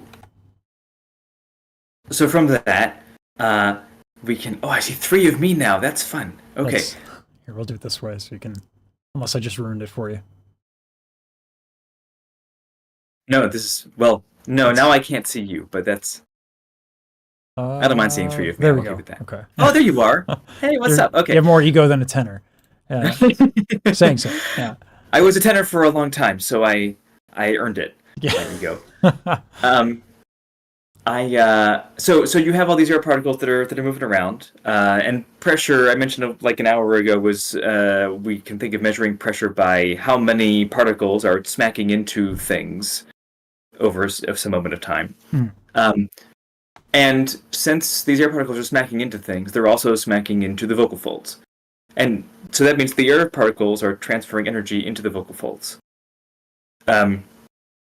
So if the vocal folds are like the pool billiard ball that's being hit by the cue ball, then you expect the vocal folds to maybe like move a little bit. And so this kickback effect, this is a simplistic explanation of a phenomenon in which the last time I looked at it was about 8 years ago. So I wanna say that there's more science. There's an asterisk, and there's more science here behind all the science. But this is the story that I'm telling, and I think it's a story that might make some sense. And that's what do we have but stories that make sense, hopefully. So, as the air particles smack into the vocal folds, that causes the vocal folds to move a little bit. Resonance happens when the movements of air particles and the energy being injected into them are in sync, are moving at the same frequency. The analogy people use a lot of the time is when you're pushing somebody on a swing. Like, say you have a little sibling, and you go out to the park together, and they sit on a swing, and you stand behind them. You give them a push. They swing out and come back. And the most efficient time to give them another push, to make them go higher, is right at the apex as they've gotten back toward you. You give them another push, adding to the energy that gravity and the pendulum and everything are already contributing. That's the most efficient time to give that push. If you instead were to try to push them as they like came back to you and like were at the bottom of the swing, you kind of like put your hands out, you would stop them instead. Resonance happens when whatever the system is that's trying to make resonance is doing the efficient thing. Energy is being added at just the right time, at just the right frequency, in order to let the energy in the system build up and up and up. So resonance is not just a matter of like, because in my mind, I always think about it in terms of like acoustic space. But that's not just, I mean, it's one part of it, but that's not it. That's not all. The space, well, so like the physical space will determine what resonant frequencies you get. Okay, so, and that's what I was bringing into the equation. But what you're saying, and this is good for me to know, because I'm not terribly familiar with Tits's work in detail. I know about straws and Pavarotti, but... Well, so the straw is an important part of this, yeah. Right. There's something about it's important, but I'm not going to try to say how the straw is important. What I can say is that when the vocal folds are vibrating and the resonance of like the resonant space of the vocal tract is arranged in a way that the space wants to amplify the same frequencies that the vocal folds are producing, then you get like really good resonance. So this goes back to something we were talking about before with the kick drums, which is a separate video that you should watch on the channel. But you're talking about dimensions. There's dimensions. There's ways to create this resonance. One is the physical space to get resonant frequencies to make certain, which is to say that certain frequencies stand out more. So you can modify and manipulate your vocal tract so that lower frequencies, because you make your vocal tract larger as much as you can, so more larger frequencies can get highlighted.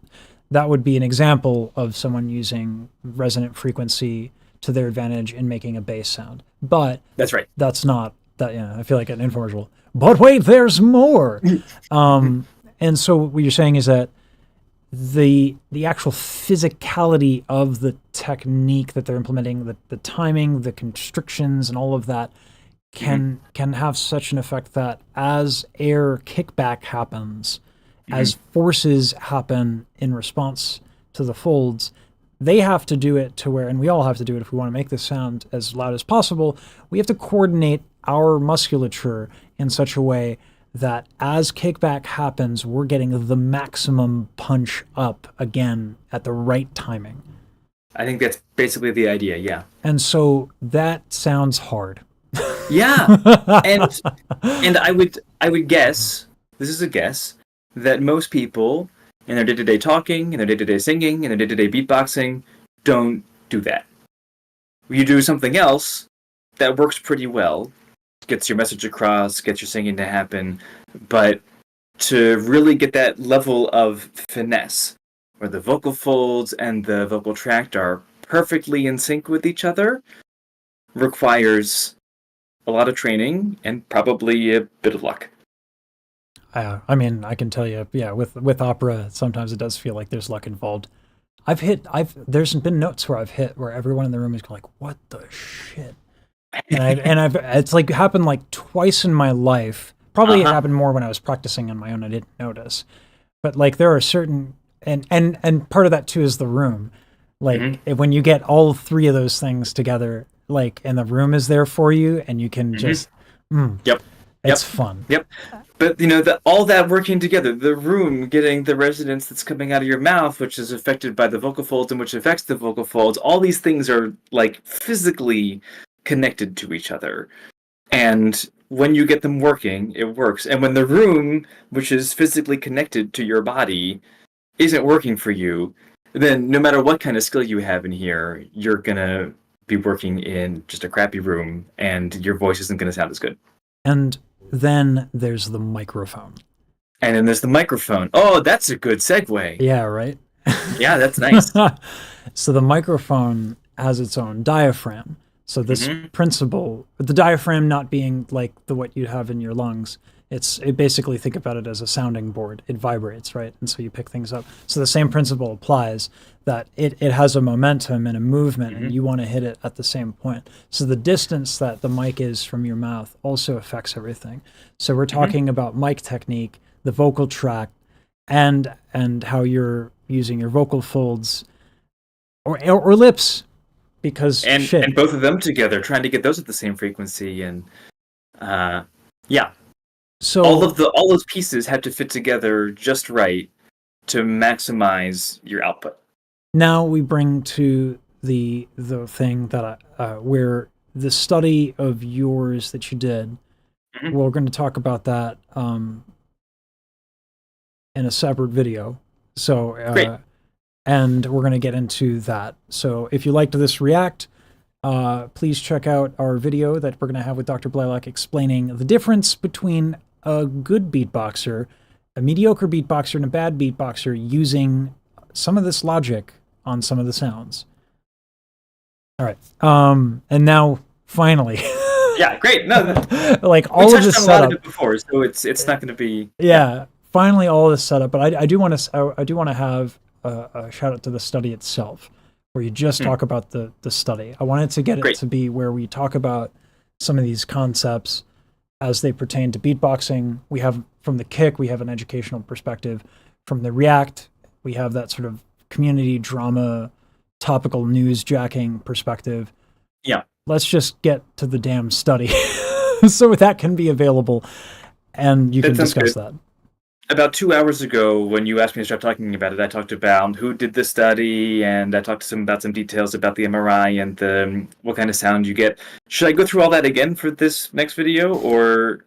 No, I mean, no? You can, okay. You can, I think when something comes up, because I understand you want to bring out a shout out. Yeah, just when. Well, no, I mean, I just like, if we're referring back to the first video, that's fine. I just don't know like how contiguous you want all the stuff about the paper to be in one video.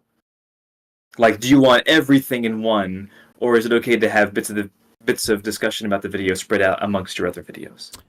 It's always going to be about bits spread out, because fine. So, because with this format for YouTube, the density just has to be so much lower. Yeah, but absolutely. It ends up working out because people watch the things, and that's great. Yeah.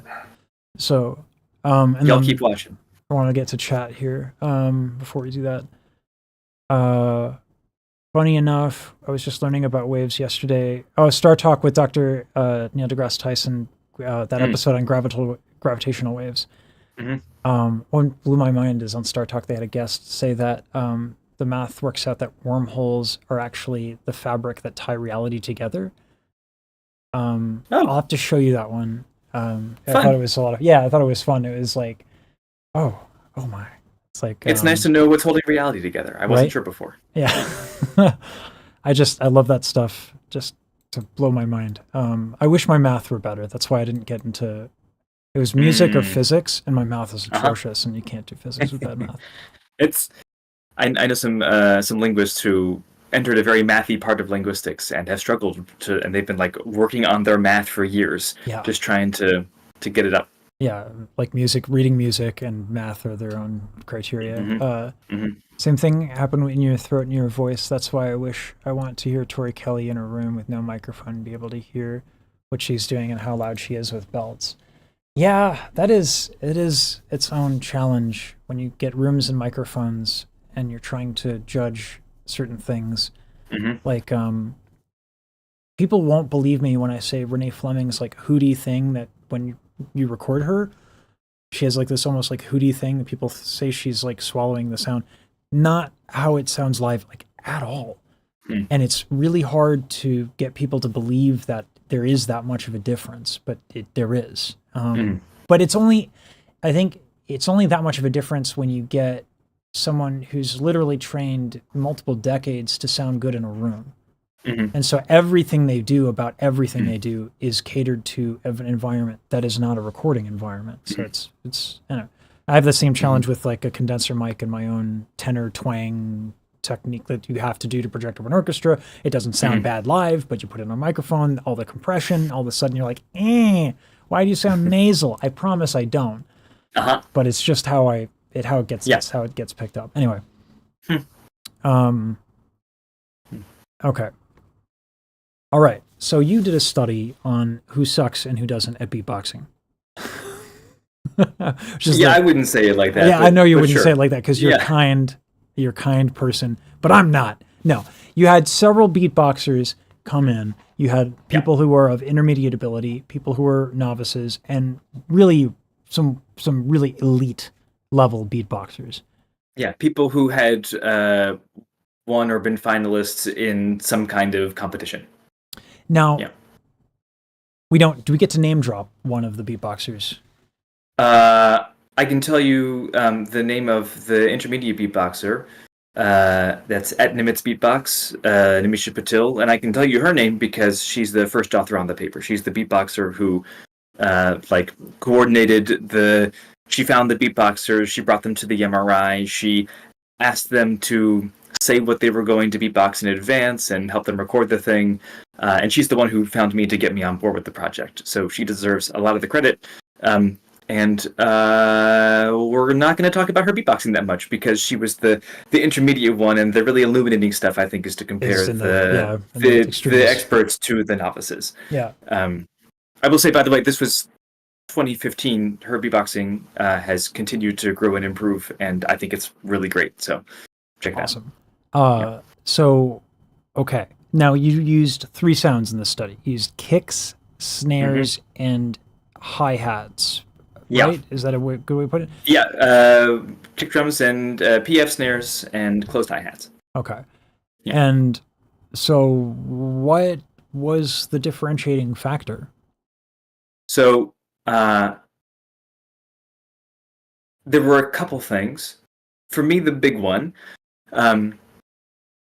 was the choice of was how the larynx was used to control airflow in the kick drum or the PF snare or the closed hi-hat, or whether the larynx was used at all.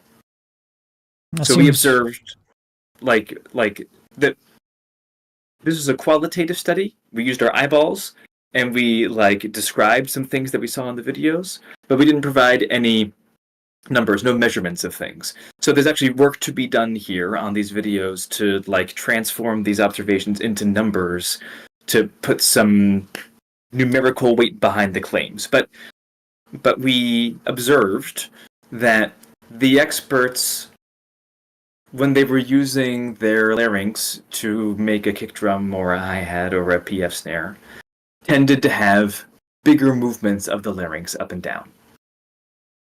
So that's able to get you a bigger pressure difference. Like if your larynx starts nice and low and goes nice and high, while your lips are closed for a kick drum and your velum is raised, and your vocal folds are closed, you have this closed chamber of air, and when your larynx then raises, the chamber compresses all the air that's inside.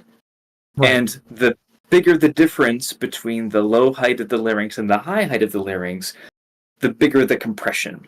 And the bigger the compression, we have the some footage of presumably more this, power so you get. I want to Yeah. just get a visual up here. Oh yeah, please. So velum right here, that's Mm-hmm. the soft palate, for lack of a better term. And you're closing off your nasal passage so that air cannot escape. Through the nose, that's right. Your vocal folds right around here-ish, give or take a couple. Yeah, the little dot that you can right below your mouse. Right The here. little dot. Yep. That's the top of the arytenoid cartilages. Right here. Okay, and you how long have you spent looking at this footage, Dr. Blaylock? Oh, this footage? any it's any been- MRI footage to see what's going on. 'Cause Oh, you're like it's you're a little pixel to the right, please. Yeah, there you if go. it's 2025, then I've been doing this for 10 years. I've been looking at this video specifically. Wow. Okay, that's Yeah. commitment. So you've been looking at beatboxing MRI footage longer than I've been beatboxing. Longer than I've been beatboxing too. It's contagious, isn't it?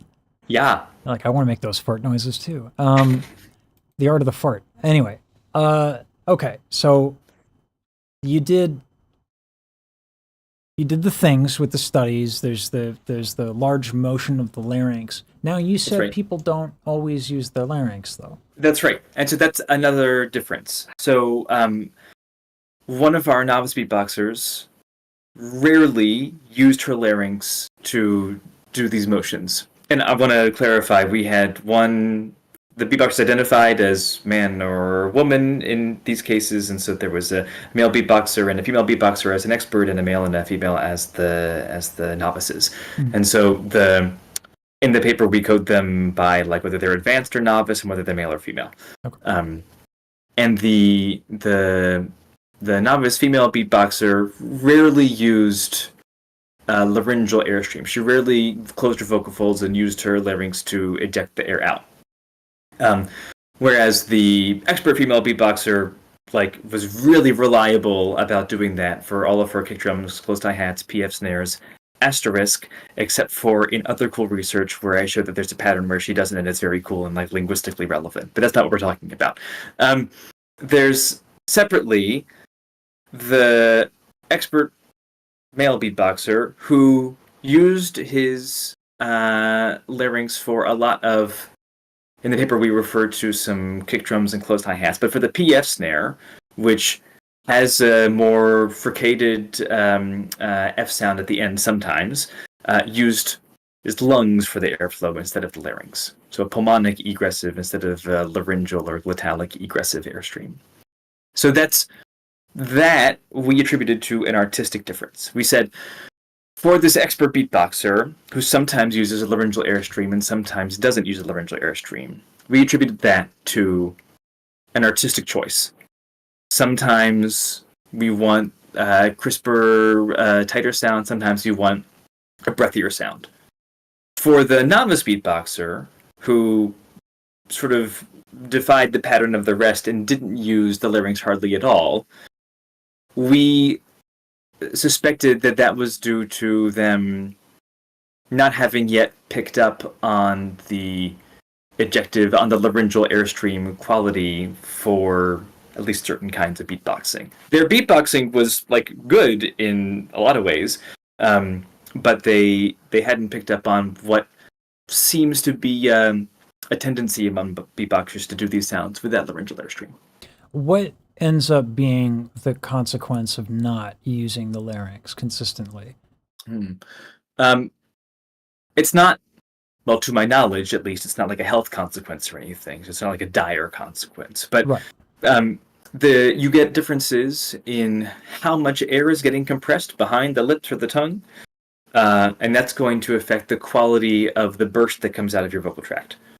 And the quality of that burst will have properties like amplitude, how big the air is moving, which contributes ultimately to something about loudness. It will have an effect a little bit on the frequency, which where is the energy distributed in that burst? Is it going to be a little bit lower, a little bit higher, giving sort of a lower sound or a higher sound?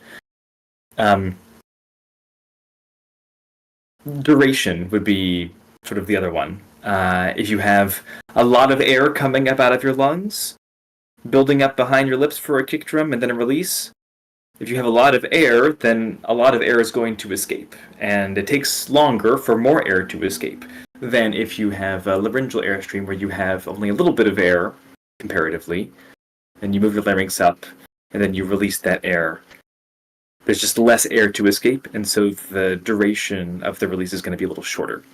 And we haven't looked at the duration of that stuff. The acoustics in these videos is not great, so it's not like we don't want to measure the details of the releases from the MRI videos, which are great for articulation, but not good for acoustics, for that like really fine-grained temporal detail. But if you got some good recordings of beatboxing where you could measure the difference between pulmonic, lung-based kick drum and glottalic kick drum, I would bet that you would find that for the breathier one, it's a longer release, and for the laryngeal one, it's a shorter release. I'm curious because so one of the things we did in we made a video about breaking down the kick drum. It's like a 40-minute video, which is great if that's your thing. I love it. I'm a big fan.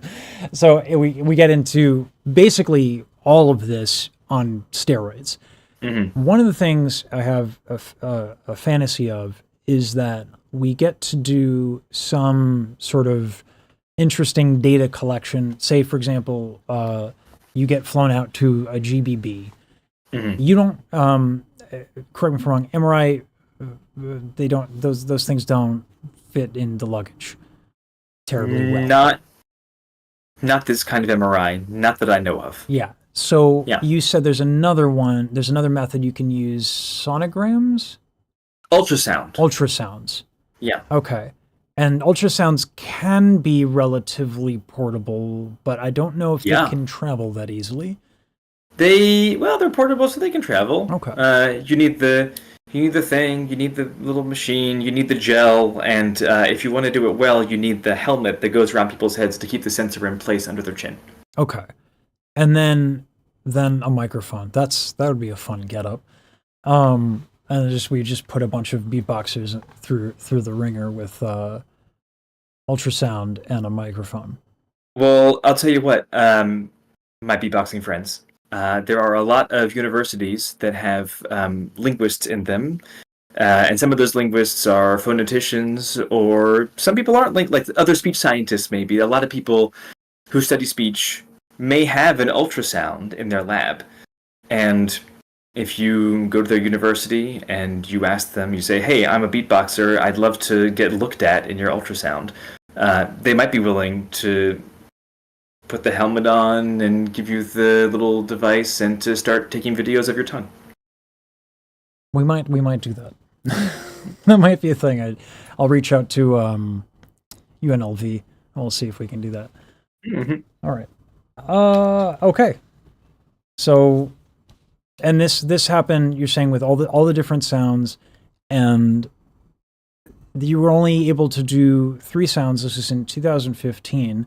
A lot has happened since then. Inward bass, all of that stuff. Mm-hmm. I'm excited to see what happens when we can get a hold of more of that sort of stuff. Except you have it, but you have all of these different sounds, and we'll get into these different sounds at another time. And we'll make videos of just like we did for the kick for all these other sounds. But what I would love, and I hope we can do at some point, is find out what makes a better vibration bass, what makes a better this, what makes a better that. And that's, I know. Yeah. You and me both. I would like to find that out too. Yeah.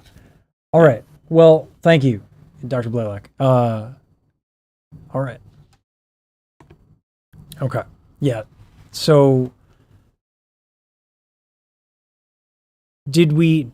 I wanted to keep it short. I was actually shocked. It was we were at like a 12-minute video, even just in that. Already. Okay. Yeah.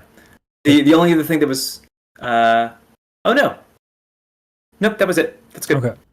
Yeah. Yeah. Hold on a second. Fantasy Baby, When My Heart Goes. Oh, okay, thank you. Mariah fan. So, at least I think that's what you're referring to as the fantasy from Mariah, right? Yeah. I mean, my brain has been stretched thoroughly. I've been at it for 2 hours. So a lot of what this will be, like with the pool metaphors, and like I've had to make a lot of videos to get on my feet about explaining certain concepts really fast. So I don't think there's any way around it other than like struggling to get an explanation. And it wasn't that it was bad or anything remotely like that. But that's one thing that I would want to work on is because that's such an important thing. Yeah. And it's such an important concept that I might like bring the Which piece is the important concept? resonance. Yeah. There's Okay. so many, I mean, no pun intended, so many moving parts to that explanation. Mhm. And it's not an easy one to make succinct or approachable. Have you on this channel shown Rubens tube?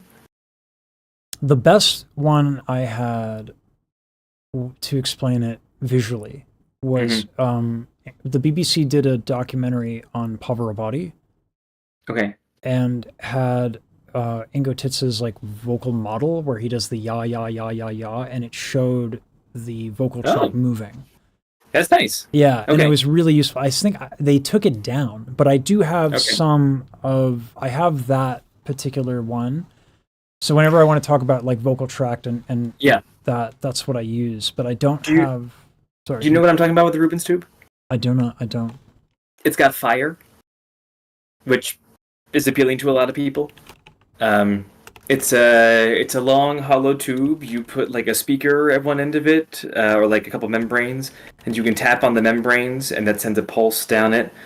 And if you attach a speaker to one end, it's sending a lot of pulses down. And as the air moves, if you fill it with not air but with certain other kinds of gases, flammable gases, and poke holes in the top, you can light the escaping gas on fire. And as you change the frequencies that are going into the tube, you see how the resonance inside the tube changes. The tube is a fixed length, so it resonates at certain frequencies, and you can see when you put a good frequency in, boom, lots of fire. And when you put a not good frequency in, oh, it's less fire. Veritasium did a video on such a thing, Ah, okay, great. which is perfect. And actually, in this instance, it's a table, not just a tube. Oh, the Rubin, that's great. Yes, Yeah. I think the tube is good for the vocal tract specifically because so much of the physics about the vocal tract that like underlies a lot of what we think about when we think about the vocal tract is specifically a tube. Yeah. So the one-dimensional is good for like the analogy to the vocal tract, but the table is really cool. This would be brilliant. One of the things I'm trying to do more is script. My writing is historically pretty terrible, but we have a transcript from this live stream. Great. And maybe I can make that into more of a scripted video where, if it's okay with you, I might want to run through the script with you for accuracies. Yeah. Because I would love to make it to where I was going to do the video on Kaji, but it doesn't make as much sense I mean, I'll probably still do it anyway, just because Kaji's dope. Anyway, but yeah, I'm up for pretty much anything. I'm also up to like rehab these conversations, but with a tighter script in front of me to make sure that it stays, 2 minutes. I'm glad it's not. So I don't want to beeline to that, because what ends up happening is that with these longer cuts, I can make a lot of different videos. So like Sure. I said, like we recorded 3 and then there's live streams, so we have 4 out of this. I'll probably be able to make like 5 or 6. Mhm. And the goal should be to drill it down. but that's kind of something that's earned because it's like, what do we drill down? You'd be shocked, and I have been shocked, what people actually end up caring about. Interesting. And so it could be that one of these little explanations that you went on to these rants, like, people can't stop talking about it, they can't get enough of. I was really surprised that, like, there's a section of the internet that likes when I pause one of their favorite recordings, brings up an anatomy graph, and talks at length about the tilting of the thyroid cartilage. Like it's. So I was surprised. So it's Great. definitely something that when we, and I've gotten better at like making Reddit threads with like little parts of things that I might want to test the interest of, and so Okay. I was like, they do that with sand on a speaker or salt. It's like it's powdered iron, and they use magnetism. Yeah, it's something like that. Yeah. Oh, but then you're saying they do it with sound. Yeah, that is sand. Yeah. Yeah. Sorry, that was And they do it in 3D now too. You can levitate things with sound. That's so dope. Yeah. little droplets of water, I think, or little filaments of iron or something. But That's it's awesome. nothing heavy because gravity still works. But for now, For now. I don't but- know. I mean, listen, I heard the Earth is flat, so I don't know about this whole gravity thing that you're going on about. I mean, what do you think made the whole thing so flat? Pulled it all down. Touche. The Earth is round, just like Like, no, we're not doing. Can't tolerate this. It's not even. It's please not, do it's not not a come joke. saying that the Earth is flat. It's a joke. Okay. Yeah. No, no, the Earth is round because gravity doesn't exist on a two-dimensional plane. Among so many other things. But like, Wait, is that true? Is that a thing about gravity? I mean, we don't live in 2D, right? Oh yeah, so we wouldn't know. Yeah. It's hard to fathom. Yeah. Okay, fair enough. That's anyway, it's just like in terms of my explanation of gravity. Anyway, like we don't. Yeah, have to do great. that. Okay, thank you. I'll let's roughly 2 weeks, and we'll delve into another paper and or another sound. That sounds great. When we do, I actually do want to have a kickoff. I'm not going to practice beforehand, but I do want to that's watch that right. Alan video. We shouldn't do yeah. it today. I should Yeah. go take care of other things. But I do have like a bit to say about that video and like what you can see him doing with his kick drum, the difference between the fast and the slow. Yeah, that'd be nice. And I that would be it gets down to like, why do you need to practice your fundamentals? Because if you want to do it really well, really efficiently, you've got to be able to get all the timing perfect, and you can see how efficient he is with his lifts. Yeah. So I'd like to I want to kick drum, and then I want to hone in on some of those things sometime. What I might ask you to do separately is on your phone, if you could get me, and I'll use them as samples. So I have a different scene in OBS where I have a key binding bound to, so I hit hotkeys. So if you get me a kick, a snare, like if you give me a series of sound, I can make a soundboard and I can make like a beat out of your face. Okay. And that might be a fun way to do it rather than just like us trying to sync up on a metronome, which won't work.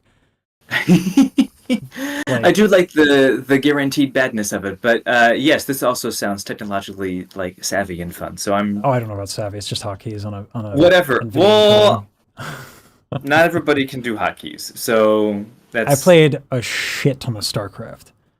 Oh. Yeah. Well, yeah. There you go. That'll do it. I famously lost to the little brother of America's best StarCraft Brood War player in 2000. He was the best in 2006, and his little brother kicked the shit out of me, and I thought I was good. I was ranked 43 on the ladder, and was the little brother also ranked, or he was the runner-up WCG. Oh, okay. Yeah, I don't know if you know. I thought you were going to tell me esports that at like all. it was his first time playing, and Oh, you no. still got. Oh, okay. No, No, all no. right. Froz's little brother is a monster. Like he's so good. And I thought I was good at the game, and I was like, oh, holy shit, I'm so bad. That's when I learned, it was one of my most valuable lessons to get crushed that hard at a thing that you think you're good at. Because I knew exactly how I got crushed. And I looked at it and I was like, in order to beat him. So the game we were playing was Warcraft 3. It wasn't StarCraft, but I don't know if you've ever played RTS or Warcraft 3. Yeah, a very long time ago. The point is, in the matchup that I was playing him, you get hero levels in Warcraft 3, and it's a very important part to timing attacks and all that stuff. And he was just so much cleaner at clearing out creep camps. Like milliseconds at a time cleaner. The way he would move and path units, and then like everything was so much cleaner. He'd get level 3 like 7 seconds ish, maybe maybe a little less than that, like 5 seconds. But the point is that that's enough time for him to engage me while I'm trying to get level 3. You just lose. There's nothing you can do about it. So there is nothing, like, it doesn't matter. It's just I lose because because of these milliseconds. That sounds like beatboxing to me. Yeah, it sounds like anything trying to be excellent, like truly excellent. There's a certain thing you need to do a thing, and you just lose if you don't do the thing. And those seemingly milliseconds become a chasm when you add them. Well, and that when you are at an expert level at something, and the difference between you and experts is a really different scale than the difference between you and somebody who doesn't know what they're doing. Like, if I were playing against you, I would be losing by minutes and hours. But for you, it's the order of the tiniest amount of time that we can even begin to maybe there's nanoseconds and things. But, like, it's so small, but it still makes such a huge difference. And it's something that you only really begin to understand when you get to that level. Yeah, and it was just such a powerful lesson because I realized I would never, ever beat him unless I closed that gap. And the time it would take to close that gap, it was just like the visual effect in my mind is like the zoom effect. Like And that's when you switch to opera. Yeah, actually, no, not even kidding. Like that is when I switched to opera. Anyway, all right, I'll see you. Yeah, this is great. Thank you. Yeah, we'll touch base on email. All right. All right, bye. Bye. All right, Dr. Blaylock, everybody. Thanks if you tuned in. Got some good videos out of this. That'll be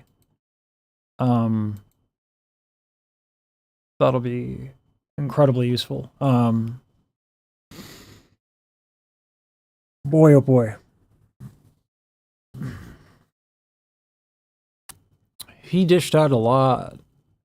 This is so useful for me too, because I'm not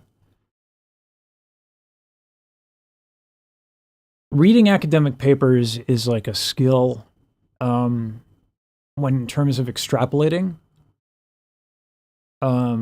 useful information and applying useful information. And I tried to do it with the whistle register video with the Mariah stuff, and some glaring mistakes were made because of my inability to kind of like carefully apply certain things. And just understanding like ingotitsa and understanding resonance and talking resonance, like that's going to be really useful for me at that level. And then I think like learning about things like the Rubens tube, which I can't help but think Rubens stutter every time. Anyway, all right. Thanks for tuning in, folks. These will be segmented, and we will provide them, and they'll be good times.